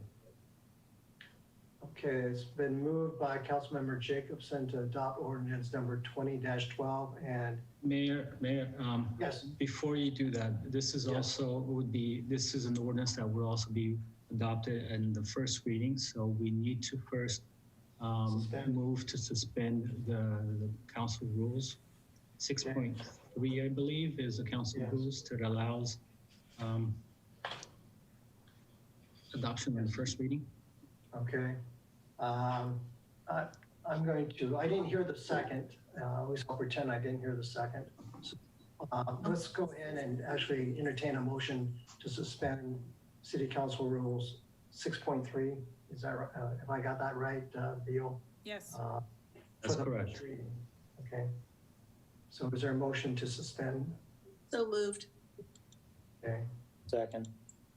Okay, it's been moved by Councilmember Anderl and seconded by Councilmember Neese to suspend the requirement of a first reading, or second reading, pursuant to rules 6.3. All those in favor of the motion, please, well, I'm sorry, I keep on forgetting this. City Clerk, you're still with us. Can you? I am still with you. Take Okay. a roll call. Councilmember Anderl. Aye. Councilmember Jacobson. Aye. Councilmember Neese. Aye. Councilmember Reynolds. Aye. Councilmember Rosenbaum. Aye. Deputy Mayor Weicker. Aye. And Mayor Wong. Aye. So now we can entertain a motion to adopt ordinance number 20-12. And Councilmember Jacobson, I believe you made that motion. Why don't you go ahead and make it again for the record? Yes, I move that we adopt ordinance 20-12. Is there a second? So we, Councilmember, it's been moved by Councilmember Jacobson to adopt ordinance number 20-12 and seconded by Councilmember Neese. Any discussion? Okay, seeing none, City Clerk, will you please call the roll? Thank you, Mr. Mayor. Councilmember Anderall, Aye. Councilmember Jacobson, Aye. Councilmember Neese, Aye. Councilmember Reynolds, Aye. Councilmember Rosenbaum, Aye. Deputy Mayor Weicker, Aye. and Mayor Wong. Aye. Thank you. Thank you very much. I think we are now done with our regular business, and now. Mayor, one more Yes. thing, Yes. housekeeping matter that the city clerk reminded me earlier. When we adopted ordinance 1220C dash, I believe 10, changing the start time of the regular council meeting, we did not suspend council rules to adopt that ordinance in the first reading. So we're asked that we go back and retroactively suspend the council rules so that that ordinance can be adopted tonight. I so move. Is there a second? I'll second it. Okay, again, it's been moved by Councilmember Jacobson and seconded by Councilmember Anderall to suspend the rules for the second reading. So all those again, sitting, these virtual meetings are becoming so real that City Clerk, please call the roll. Councilmember Anderall, Aye. Councilmember Jacobson, Aye. Councilmember Neese, Aye. Councilmember Reynolds, Aye. Councilmember Rosenbaum, Aye. Deputy Mayor Weicker, Aye. and Mayor Wong. Aye. Thank you. Thank you, Okay. council. Thank you, the attorney. Now I think we are actually moving to other business and the planning schedule. So City Manager Jesse Bond. I sense your energy meters are on like 0, so I'll be very brief. Just a reminder, we added a special meeting next week to try to split up some of the work items that we were facing in June. We will be starting that meeting at 5 o'clock. A couple of the items I wanted to highlight for you. We will be discussing the Arch Housing Trust Fund project approval. Just a reminder, we have contributed funds to the Arch. Wow, okay, my energy meter is at 0. We have previously contributed funds to the Arch Housing Trust Fund. This will be your opportunity to allocate those funds to specific projects. We will have a guest from Arch attending that meeting. We will also have the finance team back talking about phase 3 reductions, and we'll be looking at other sources of potential revenue savings, potentially across all of our internal service funds. We're still working on that analysis. The following week, June 16th, we have a regular city council meeting. You have 2 public hearings that night. One is on the interim small cell ordinance. It's a 6-month extension. And then a continuation of the public hearing on the TIP with a planned adoption that evening. Also planning to discuss that night the thrift shop and a number of scenarios that have been considered and are still being worked on a remodel of the thrift shop, perhaps using the recycling center, and how we might potentially fund those activities. We also anticipate final action on the Shoreline Master Program, finally. And I will end there. I was sharing with Deputy Mayor Weicker earlier, the calendar is not set yet for July, but we are working on that, slowly rebuilding as we continue to recover from the impacts of the pandemic. So thank you for your patience as we get that all sorted out. Thank you, Jesse. I know you've had quite the week, just like all the other weeks. So we now turn to council member reports, and I'm getting to look at the folks on my screen. First one I see is Councilmember Jacobson. Yeah. I have nothing to report. Okay, thank you. Councilmember Reynolds. Nothing to report. Councilmember Rosenbaum. Nothing to report right now. Councilmember Anderall. Nothing to report. Councilmember Neese. Nothing. Deputy Mayor Weicker. So 3 fun things. First is I hope to see y'all tomorrow night at Mercerdale at 6 for the vigil for promoting racial conversations and racial justice. The second thing is Sarah Bluvis gave a great presentation to Rotary today about all the city's work with the chamber and the downtown businesses to try to bring us all back and work with the county's 1.5 phasing, hopefully. So kudos to her for doing that work and having that great impact, and Jake for being inducted into Rotary. And then the third fun bit of good news is the Give 22 on 522, that whole coalition with that great group of the Community Fund, Rotary, schools, and DECA, and the chamber raised over $100,000 that day. So shout out to our community for their generosity and support of our small businesses and nonprofits, and doing what we all can to come together in these crazy, difficult, overwhelming times. So that's a good positive note to end on. Great, thank you. Councilman Wilson? Can I add one thing? Yes. Looking forward to seeing everyone at the farmer's market on Sunday, even though we will be very socially distanced, but it'll be nice to get out there again. So looking forward to it. Absolutely. Okay, the time is late. I just have 2 quick things, just a reminder. I may be too late, but the K4C is having a summit tomorrow. Again, just to provide people an update where things are. If you're interested, you might still be able to sign in. I'm not sure about that though. On Friday, May 29, I called into the Sound Transit update on their financial condition. It was rather interesting. I guess the takeaway, of course, is that with the drop in sales tax, they have been, Sound Transit, their major source of revenue is sales tax, and as a result of the economic downturn, they have been severely impacted. So what is happening apparently is that they are in the process of realigning their projects. And so the Sound Transit Board is going to begin that process. And on June 3, which is tomorrow, they're going to have a meeting that's open to the public virtually, where they can listen to their discussion about how they plan to move ahead.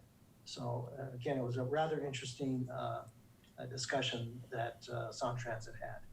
So with that, I think we are now finished and adjourned. And again, please stay seated until you are officially terminated from this broadcast. So good evening, stay safe and healthy. Thank you. Bye, everybody.